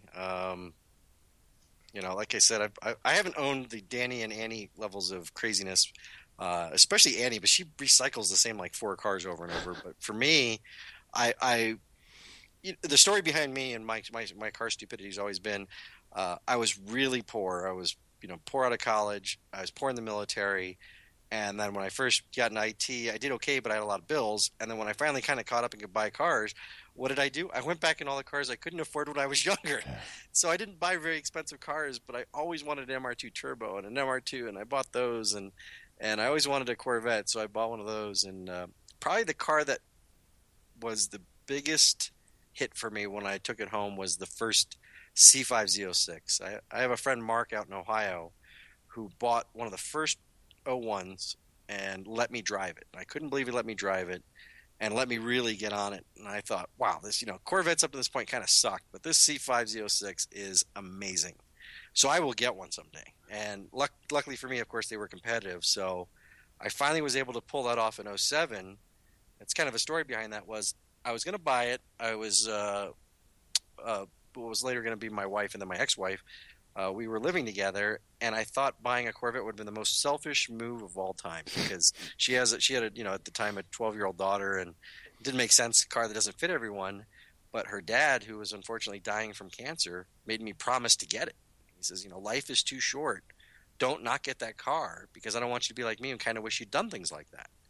And so, sure enough, I went and bought the car, and that car always stuck out to me because, Corvette's kind of the national, the icon that little kids grow up, worshiping as an American kid at least. But it delivered. I mean, it was fast. It sounded great. It had the worst cup holders in the world and an interior out of a Cavalier, but it was awesome, and it wasn't really that expensive of a car at that point. They're kind of the same price now as they were in 07. It's kind of crazy. But that car was just so much fun. But I went overboard, and I spent so much on tires that year that I kind of burned myself out. I spent a disgusting amount of money on tires because I did every track event I could almost every other weekend here in New Mexico, and it's hot here, and our track is hard on tires. So I was going through set after set of sticky tires, and so I ended up moving to carts because they were a lot cheaper to operate. In fact, you could buy a cart for half of what I'd spent in tires that year. Oh. And tires on that are $120 a set shipped, and you can, or $220. This is $220 a set shipped, but you can get 200 runs out of those. In fact, I was changing them so often because I just thought you should that Paul Russell, the national champ, was buying my used tires and winning on them because I didn't know better. So it was just, but it was so cheap, you didn't think anything of it because that's not even half a Z06 rear. Yeah, exactly. So. But that car was it. And honestly, the second car would be the current Miata. I mean, like I said, it's just such a neat car. They did such a good job. I hate convertibles. That's the odd part. I've owned only a few convertibles. I don't generally like them because I'm not the kind of guy to put a top down, because here at a mile high, the sun is unbelievably strong. And I love my air conditioning. And then at night, when it's cool enough to ride with top down, you get a lot of weirdos just looking into your business because you're in a low sports car with the top down. And so I've just always kind of preferred coupes, but this car, wow, it's just something else. And I may have it months. I mean, it's crazy. It's such a good car. You might keep it for like a little bit longer. Oh, it could be 2018. It could be crazy talk. I don't know. So take me back to this karting experience. I've wondered about it. Then I saw people at the track at a race, how much prep work and everything. And I'm like, oh my goodness, I don't think I would do that. Yeah, it takes the right kind of person. In 2004, we had the Pro Solo in Farmington. I don't know if you came down for that, but Tom Harrington at the time was, one of the top drivers. He's back now, so I can say he's still a top driver. He came down with Eric Nelson, and I can't remember who the third person was. I have to assume it would be Paul Russell because he's from New Mexico. And they came and they ran, and it just looked like it was so much fun. And they were palling around and having a good old time. It sold the lifestyle, because that's what they said when you buy a car. It's a lifestyle, because buying a cart, unlike buying an autocross car, you're buying a race car, a true race car. You can go wheel to wheel now. You can do anything you want with this thing. You just got to make sure you're in the right rule set. And that's the first time I ever had that. So it put the bug in my head, but the logistics of storing it and dealing with it put it off for years. But in 2009, winter of 2008, I swore I'd buy one. I did, and it was a huge learning curve, because everything is backward learning curve. If you want to have more grip, you go softer. To go faster, stiffer is more grip, and usually that's a bad thing, because it's one of the few things where you have to dial out grip to get the thing to turn. Because the way it turns, it doesn't have a differential. You have to lift the inside rear for the cart to turn, and you have to learn not to trail brake, because trail braking doesn't really work in a cart. You really have to stop, straight line, roll through the middle of the corner, lifting that tire up just right, and going. And so you have to kind of unlearn things. And it was fantastic fun. And for some reason, it clicked for me. I don't know why, but my very first event, I was top packs. And just that cart just always worked at me. And it was the first time I got a trophy at Nationals was in 2009 in a cart. And I'd been karting all of 6 months at that point. But it just clicked with me, and I really liked it. But the downside of kart is a guy with a cart has no friends, because nobody wants to deal with the noise, the smell, and no one wants to be around when you need to pick it up, and I don't blame them. And so when Paul Dodd committed to doing it with me, I had a buddy, and then I could only rarely then bug other people for help, right? But then he hurt his back 2 years into it and said, next year I can't do it. So that kind of took the fun out of it, because it was kind of neat. I had a toy hauler at the time. We'd load both cars up, travel in comfort in the diesel truck to and from events, have our own porta-john basically behind us in the RV, and it was a lot of fun. But once it became only Thomas karting, it sucked, and so that's why you kind of see that happen in regions. Like, I don't know if you remember, DC was huge in 2009, 10, 2011. There were like 30 karters in that area. But as the people exited and the class diminished, it diminished really quickly. I think there's very few people that kart there now by comparison, because that's what's fun about it, is being kind of in that culture. And they are amazing. They are a pain in the ass, though. You do have to sweat labor them and spend an hour or two, if you're smart, before every event at home in comfort, checking everything, because they just rattle themselves apart. They just need looking at. And there's things that shear off that you don't think can, like things that hold your caster in place. They do bend, and you have to make sure they're true. And then you have people like Lefty who can bend axles, like David Copperfield or something, and you have to be on top of that to know, because again, that axle flexing is how it turns. So imagine it doesn't flex the same half the rotation. It would be horrible. Oh. Yeah, so you have to be on top of these things, because you'd be surprised. You think having a bent axle in a cart would be this like pogo ride, and it's not. So it's not as obvious that there's a problem, and you have to really inspect things. And if you're not the type to do that and inspect things and fiddle with your cart and willing to get dirty and stain half your wardrobe, it's not for you. But at the same time, I think everyone needs to try it, because it is as amazing as it sounds. Okay, I'll try it, but I'm pretty sure I'm not gonna buy a cart. I bought one years ago that never got running. No, the best card is someone else's. Yes. It's like an SP car or an SM car. The best cars are somebody else's. No kidding. No. Who wants to buy my SP Sprint and get that thing set up like I dreamed it would be? And then I realized I didn't want to learn all that. Yeah, it's like Eric's SSM Miata, right? Randall has got the best thing in the world going. He's got this guy who loves working on it, setting it up, throwing parts at it, engineering it with his dad, and working hard. And they have this awesome machine. And Randall, I don't know either one of the guys. I just know kind of the situation.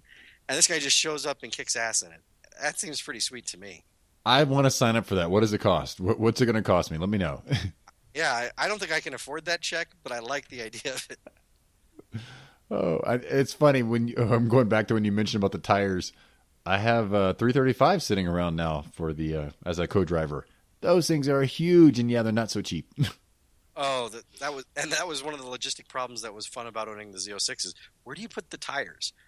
Now, most people have had stacks of tires in their garage, and you think, okay, it's not a big deal.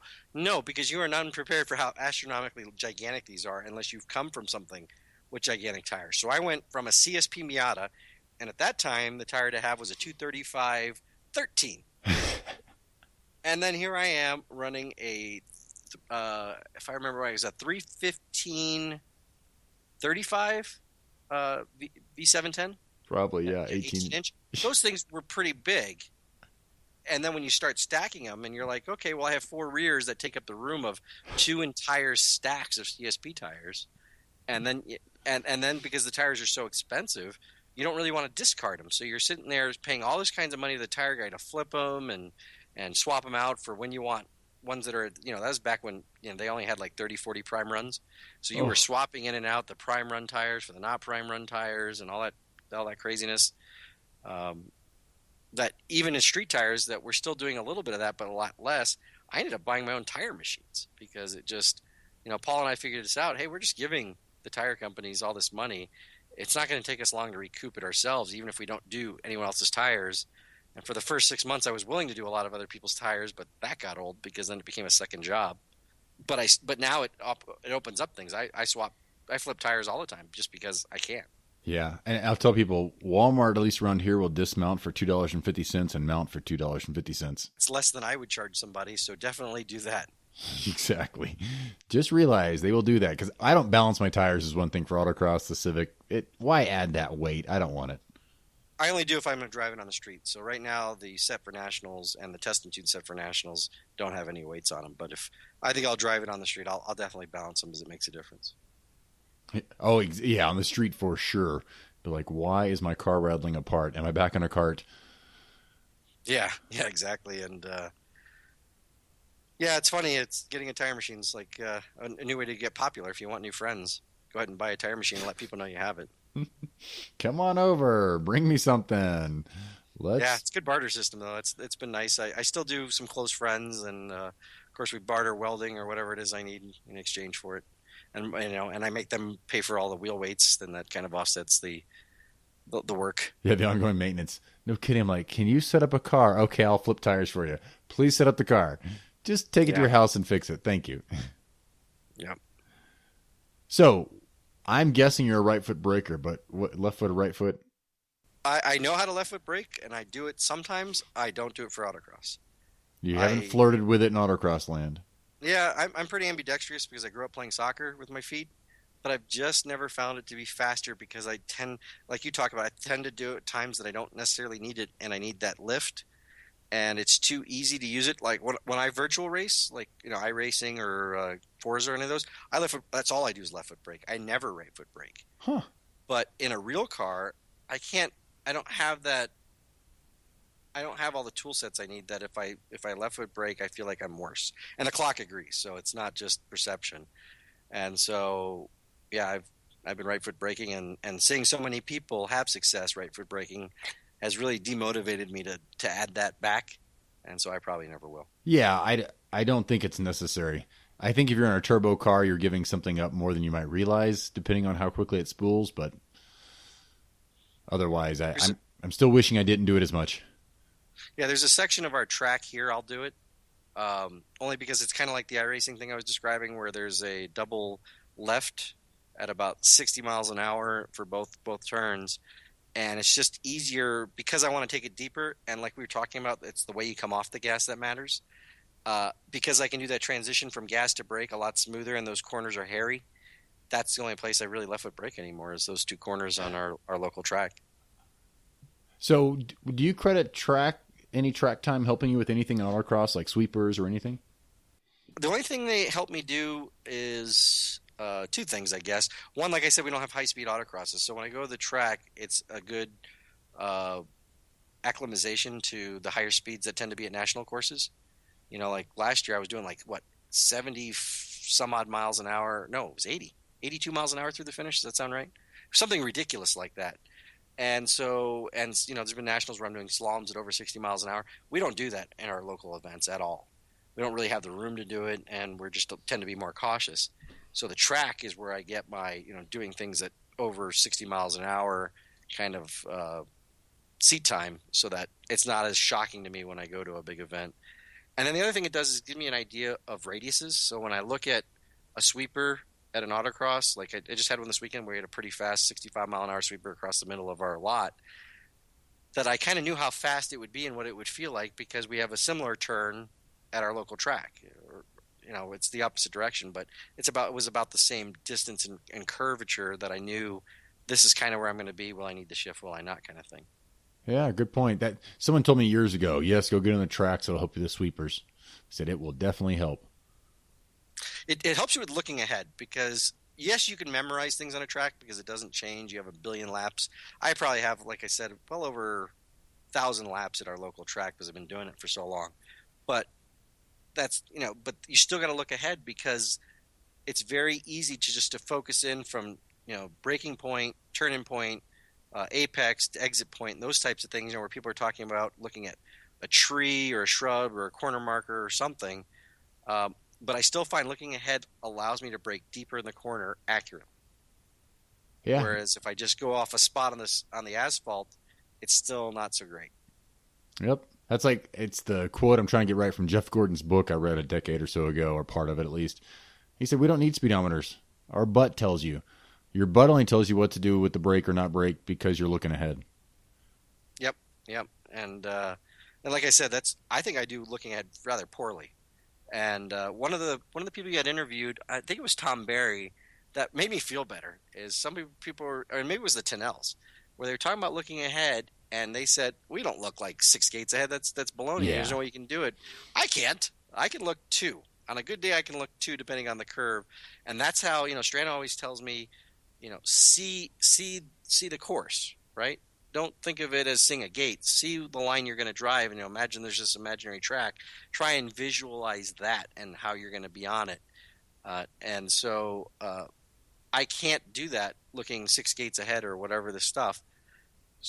But I try to get my eyes there sooner. That's what I'm always working on. Is that I'll watch my videos, and one of the reasons I run the camera now back on the outside of the car, above the driver's shoulder rather than in the center of the car, is I like to see, at least on lefts, how soon I'm turning my head versus the cone that I was waiting to turn for. Because I like to get my head over before I go past it, because you're reminded that you've kind of already put the input. You're either going to hit the cone or not. So you might as well be looking at the next one. And in a panic, I notice when I'm not driving well, I'm not doing that. I am looking at that cone almost go under the car, go by out of sight. But when I'm driving well, I'm looking at the next gate before I even pass that cone. I'm gonna have to. And that's what I'm always working on. I'm gonna have to challenge myself to see if I notice a difference when I know I scan, so I might turn my head, but I also scan back at some point.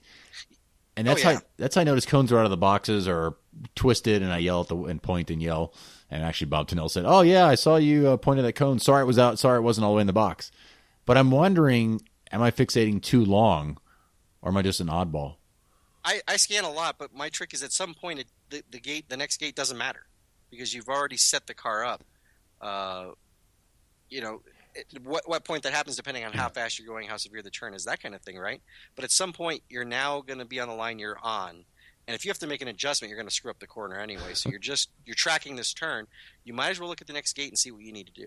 Yeah, So I've caught myself, that's what though. I try to make sure I'm doing. Yeah, I've caught myself, and probably more often than not, well, probably, I'm not sure, once an event, if I think I'm about to hit the cone I'm coming up to, I make a big input very quickly.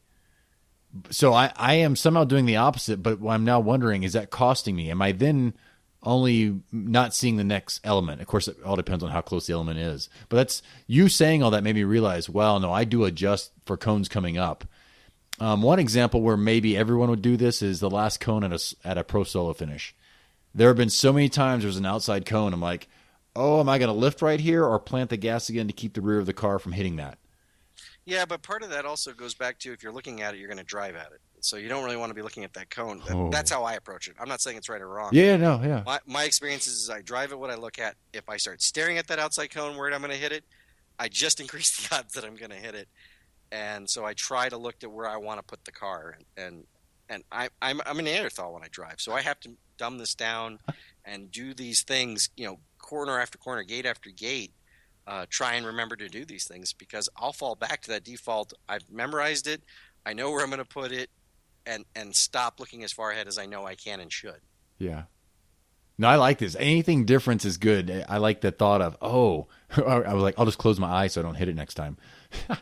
But yeah, no, that's interesting. That's where I would love to get a camera watching us or a high-end helmet that can watch your eyes and track your eyes and overlay that with where you're driving. Mm-hmm. Who flies fighter jets that can do that for us? Yeah.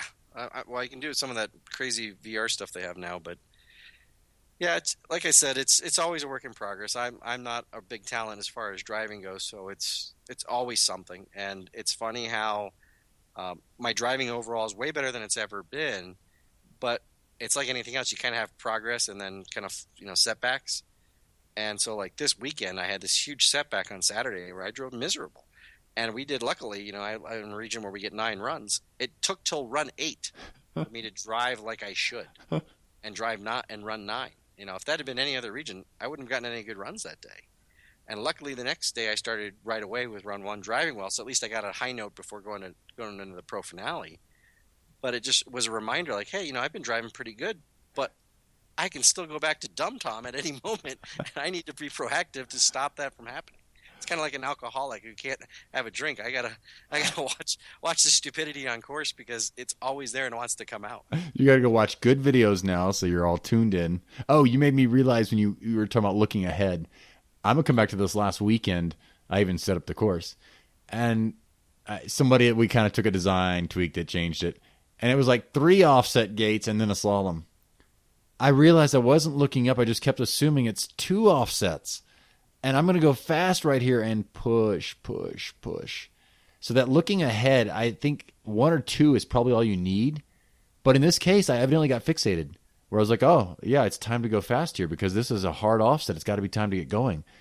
And that when I look ahead in a slalom or these offsets, it makes so much more sense. You're like, oh, nope, patience, patience, patience. But otherwise, we're just guessing. If we're not looking up there, we're just guessing. And the fast people are not guessing. Right. There's been times where I know I'm not looking ahead because I'll come out of a feature on the gas hard because I've memorized that's what I need to do.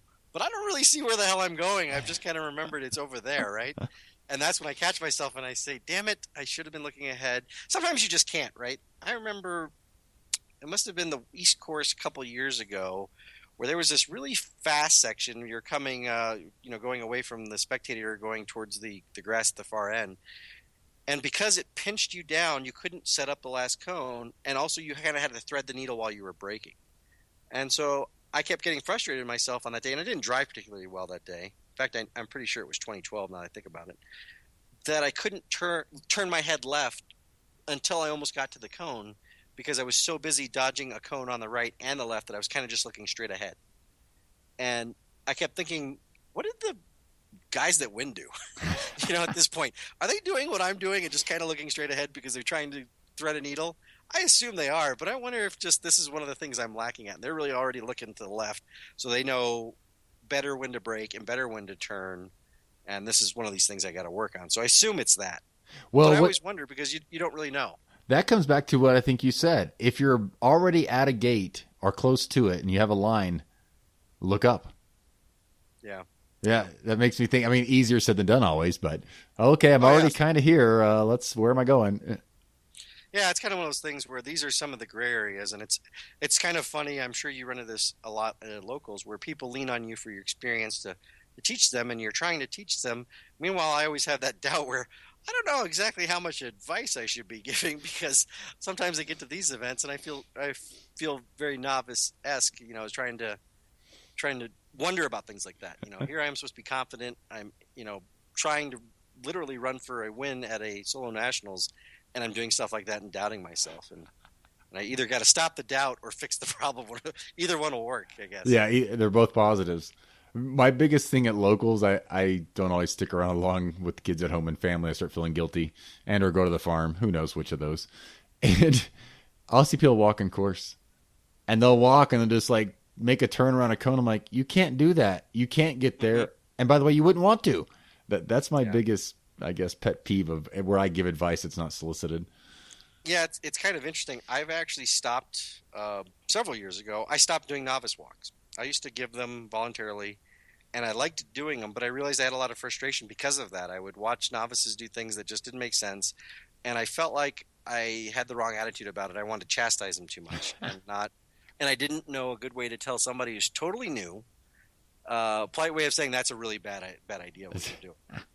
And so what I started doing, and it's kind of caught on, is I do what we call our advanced walks. It's for people that are past that. And so that's turned out to kind of work out. I have kind of a decent following of people that go with me on these walks. So I can talk about that. I talk about, hey, make sure when you walk, you're where you're going to be in the car, if that's what works for you, or in the middle of the car, whichever one works for you. And since Farmington has elevation changes, I always tell them, hey, squat here.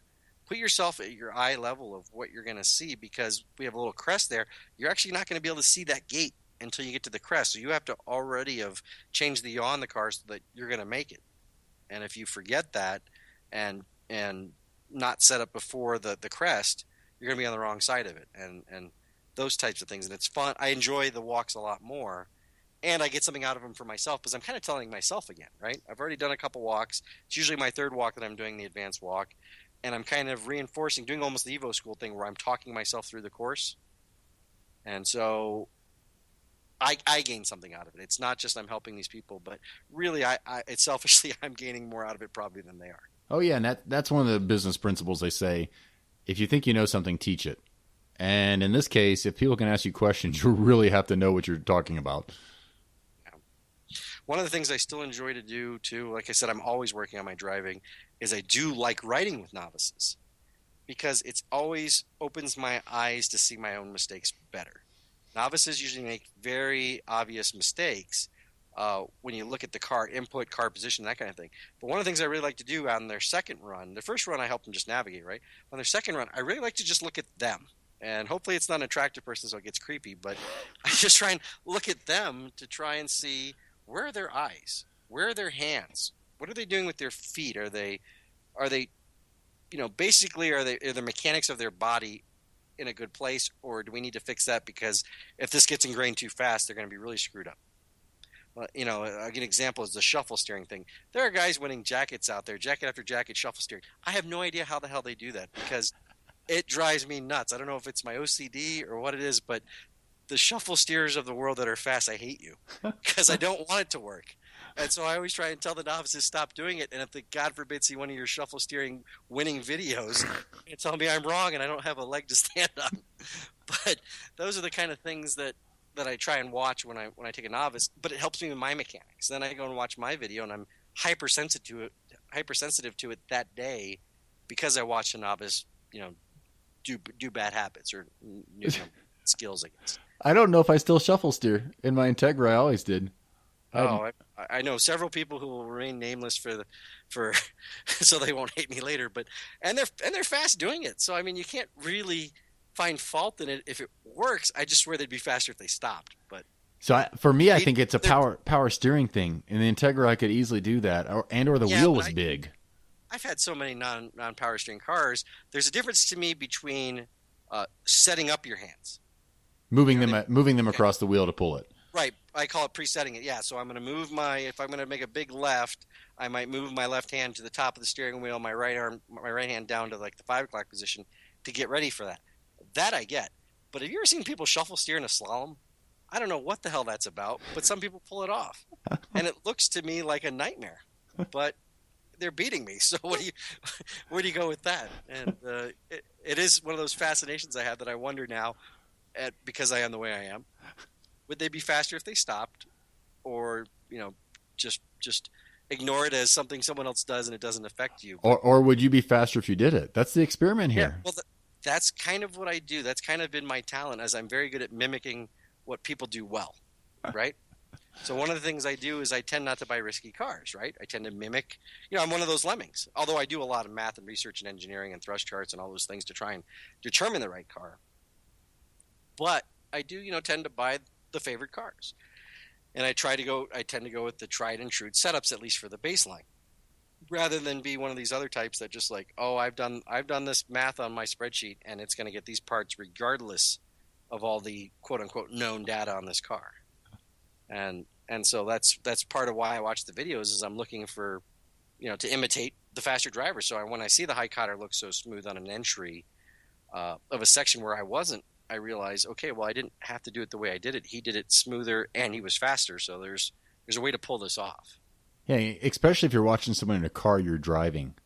I learned to not be smooth, I'd say, in the Civics, watching people move the steering wheel 3 and 4 inches on the Toyos. It was insane going, wow, I can really jerk the wheel around like that to find more grip. And I was mimicking. It wasn't that I thought it was good or bad, but I realized they were faster than me. Yeah. Yeah, it's one of the things I've noticed. Like I said, I think I'm neurotic, but I've noticed a lot of interesting things. A lot of the faster guys sit very close to the steering wheel, and I don't mean close like, okay, we're up on the wheel. I mean like the airbag is going to kill them. They're going to get new teeth if the airbag goes off, because they are almost got their mouth on the top of the steering wheel. But so many guys do this. I mean, guys that you know very well, if you watch their video, drive that way. So there might be something to it. I look like I'm going to go through the Sonic drive-through myself, so I need to probably do something, because I'm short, and oftentimes I get people who ride with me that are taller than me move the seat back. So I'm doing that because I'm a lemming. David Fouth got in my Integra back in the day, and I felt like he was eating off the top of the steering wheel. Oh, and he's a tall guy too, like you. Yeah, but he was sitting there, and I felt like he was keeping his head as close to the windshield as possible, like he could see a little bit sooner into the future or something. And he was also scrubbing with the wheel, just going back and forth, just back and forth. And then I think it's Kevin Wenzel sits pretty close. So this weekend I'm getting in there with Brian, who's quite a bit shorter. He's like, oh, you can scoot it back. I went back one notch each time, maybe, in an FRS. I said, no, I like to sit close. And it's once again, they also said, and maybe this is where some of those shuffle steering's working, now that you've said all this, if you're sitting closer, I think I read that the muscles that pull down are finer, better muscles than the ones that pick up and push across.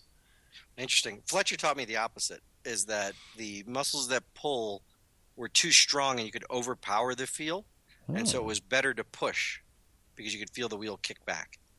So who knows? Get him on the line right now. I'm going to get somebody else on the line. They're going at it.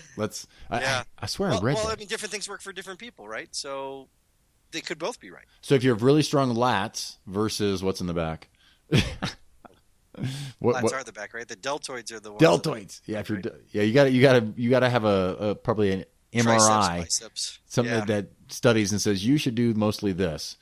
But no one should ever, unless they're Tom, should ever shuffle steer. You're probably the only person that'll say you should shuffle steer. It's going to end up being one of those things. Let's find out 5 years from now, shuffle steering is the way to go. I'm never going to be one of those guys because I can't do it. I think my brain just says that's a bad idea, and I'll never do it. I mean, I've watched people that put their hand on the top of the steering wheel and just jerk it back and forth in slaloms. And now I want to go pull up an old video and see what the heck I do. In the Civic with no power steering, I have a feeling I pre-plan my turns and I don't shuffle steer anymore.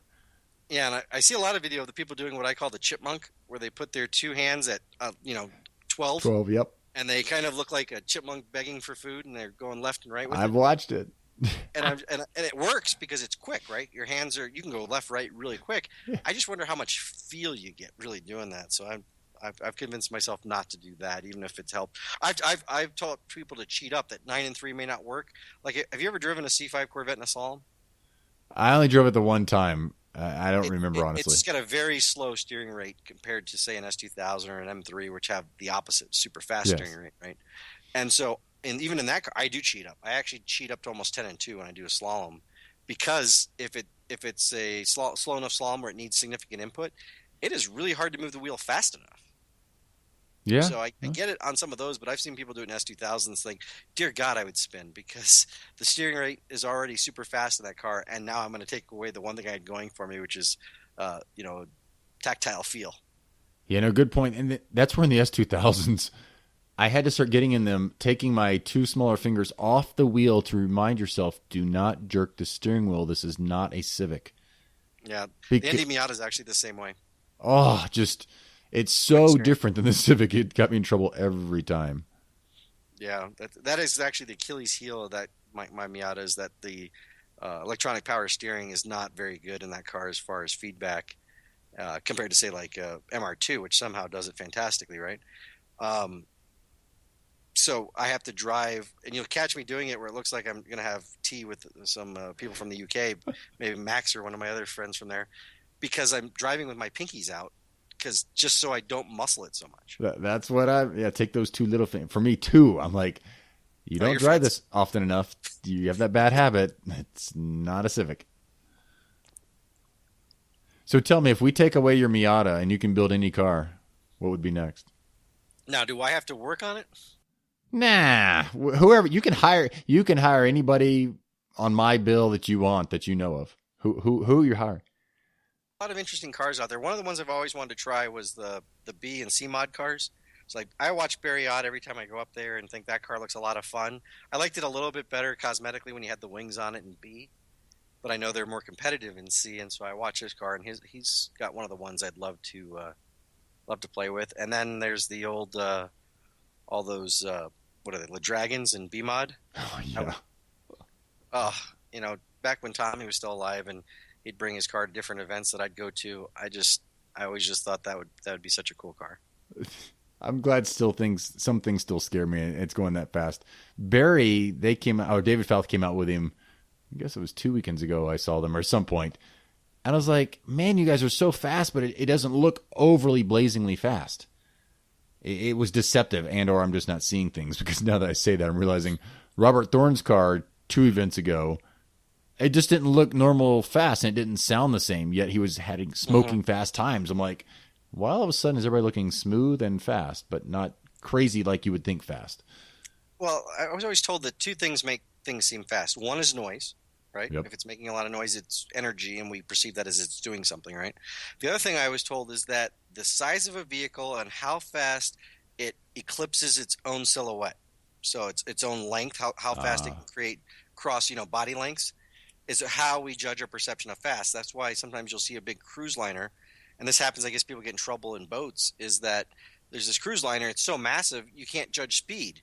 You don't really realizing it's going 12, 15 knots, that big boat.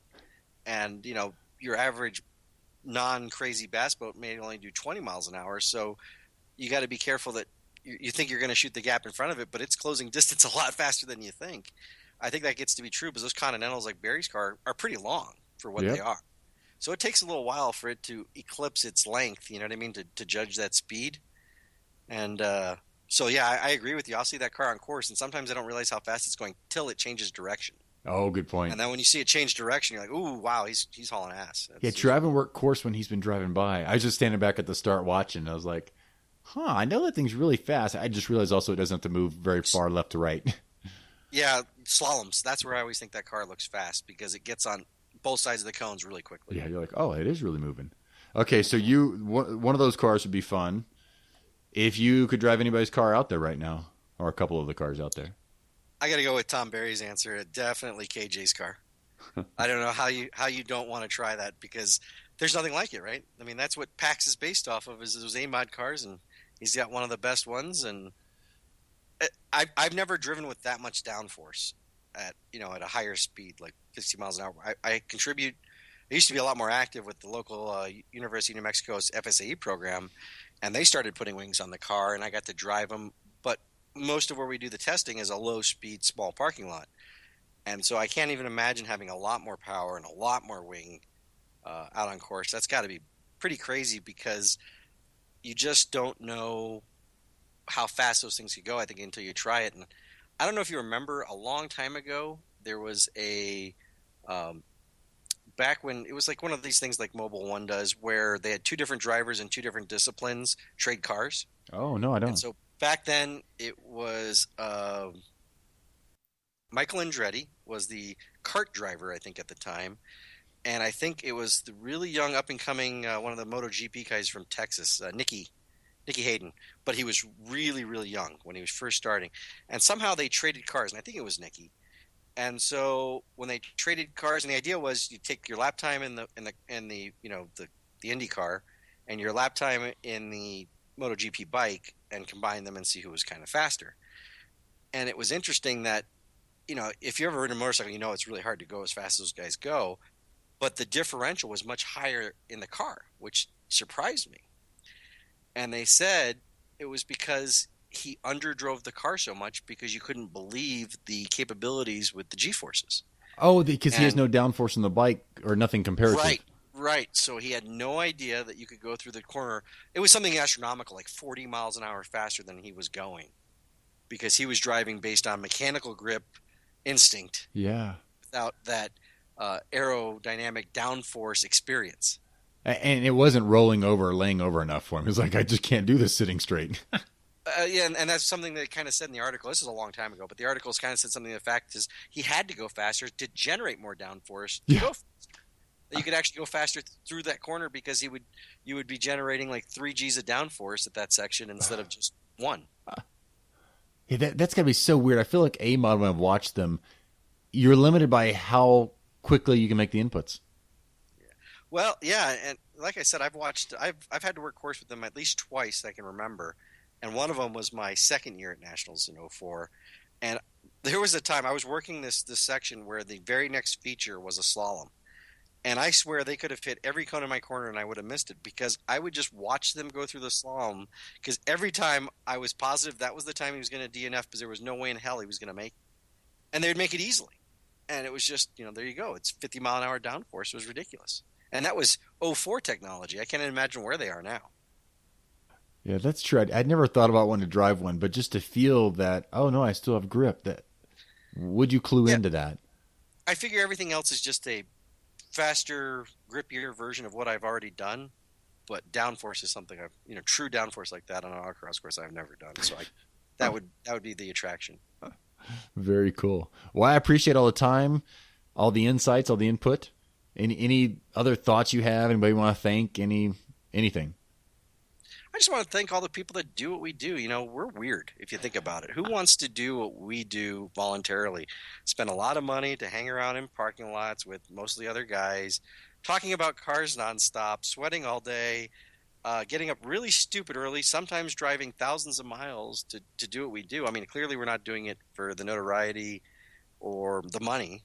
So we kind of do it for each other. So it's really, really nice that I've been able to make so many friends doing this all across the country. And thanks to things like Facebook, staying in touch and joking around just like we're still in paddock, throughout the year until I see them in September every year. So I'm really looking forward to next week when I get to the finale and reunite with all those people that some of them I only see that time of year.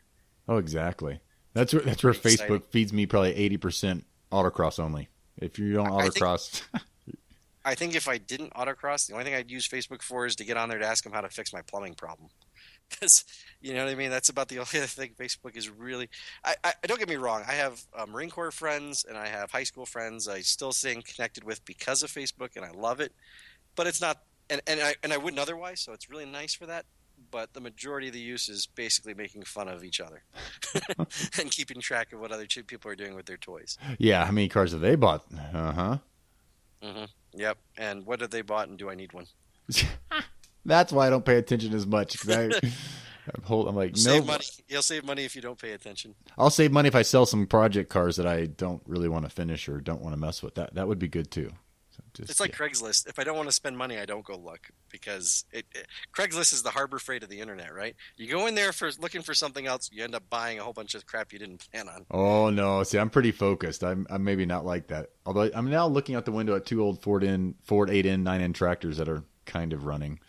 that were Craigslist finds. I don't give up though. I'm like, oh, if one didn't run, I'll get the next one. There you go. But it's the new cars. See, you came up here and got a Lexus. I've not looked at new cars. My newest vehicle is a 2001 mine truck. wasn't new. It was a 2010. Oh yeah, but like even looking, like my wife, she actually traded her 2010, got a 2009, the 470, similar to yours, but the older version. And Yeah. I started realizing, like, this thing can tow 6,500 pounds. Mm-hmm. Like, Mine tows great. Yeah, maybe I don't need this truck. I could just get one of these. Yeah, you have a farm though. I'd probably keep the truck. Yeah, no kidding, because I trash it enough that doing that to a Lexus would not be kind. Yeah, putting some of that stuff on the inside of the Lexus would be the last time the wife lets you use it. Oh yeah, no, I would have to buy my own. Believe me, I know better. I'm staying married. So far, so good. Yeah, the one thing that I did was for years is I never bought new, and I don't know when I started doing it, but it was only in the last few years. And I wish I'd stopped because the depreciation makes it a lot harder. That's why the buying has slowed down. But the ND I knew I had to do it, and the Mustang, I had to do it also because my first love was a Mustang when I was growing up. As far as sports cars, was a Mustang, a 911, and a Corvette. And I hadn't owned a Mustang in a really long time, and especially not as good as like the current Mustang. If you don't autocross, it's an amazing car. Seriously, consider one. For autocross, it's pretty good. I think, unfortunately, just a few minor details on the specs are going to hold it back. But it's a neat car, and they've come such a long way that it's a pretty good value. Yeah, I've heard that from several people. They said get in a Mustang GT. It's like an M3. It's going to blow your mind. Yeah, for different reasons. I it's funny when I was shopping for car. I don't even know what I was shopping for, to be honest with you, because I'm always shopping. But I actually looked at an E90 M3 back. I guess it was 2014 or 2013, and I had driven them before, but it had been a while. I was test driving them because, again, it's one of those cars. I'm always looking for the car I can daily drive in autocross, so save some money by not having multiple cars. And I couldn't do it because, honestly, I hate that car off cam. And so, just at our altitude, it just doesn't deliver any real torque below 5,000. They've managed to make an AP1 S2000 M3 because once you get on cam, it's good, and you have to rev the shit out of it. It's noisy when you do. It's got really sensitive steering, but it has the same reward when you push it. But mundane driving to work, it sucked. As far as the test drives went, I always wonder what it would have been if I'd bought it, because it ended up. I think it's the car to have still in F Street, and if I was, no holds barred, that's what I would build and have. Because you can daily drive it and race it. Yeah, and it's a fun car to autocross. Which year model? The E90s. So you really want the 2011 plus. I think that has the competition pack because you get the wider wheels. Trying to remember exactly the package, but the one that Laughlin had last year that High Cutter won in. I got to remind myself, I'm looking for a 4-door all-wheel drive vehicle. I don't need to go look that up. I mean, I'd like to, but no, don't.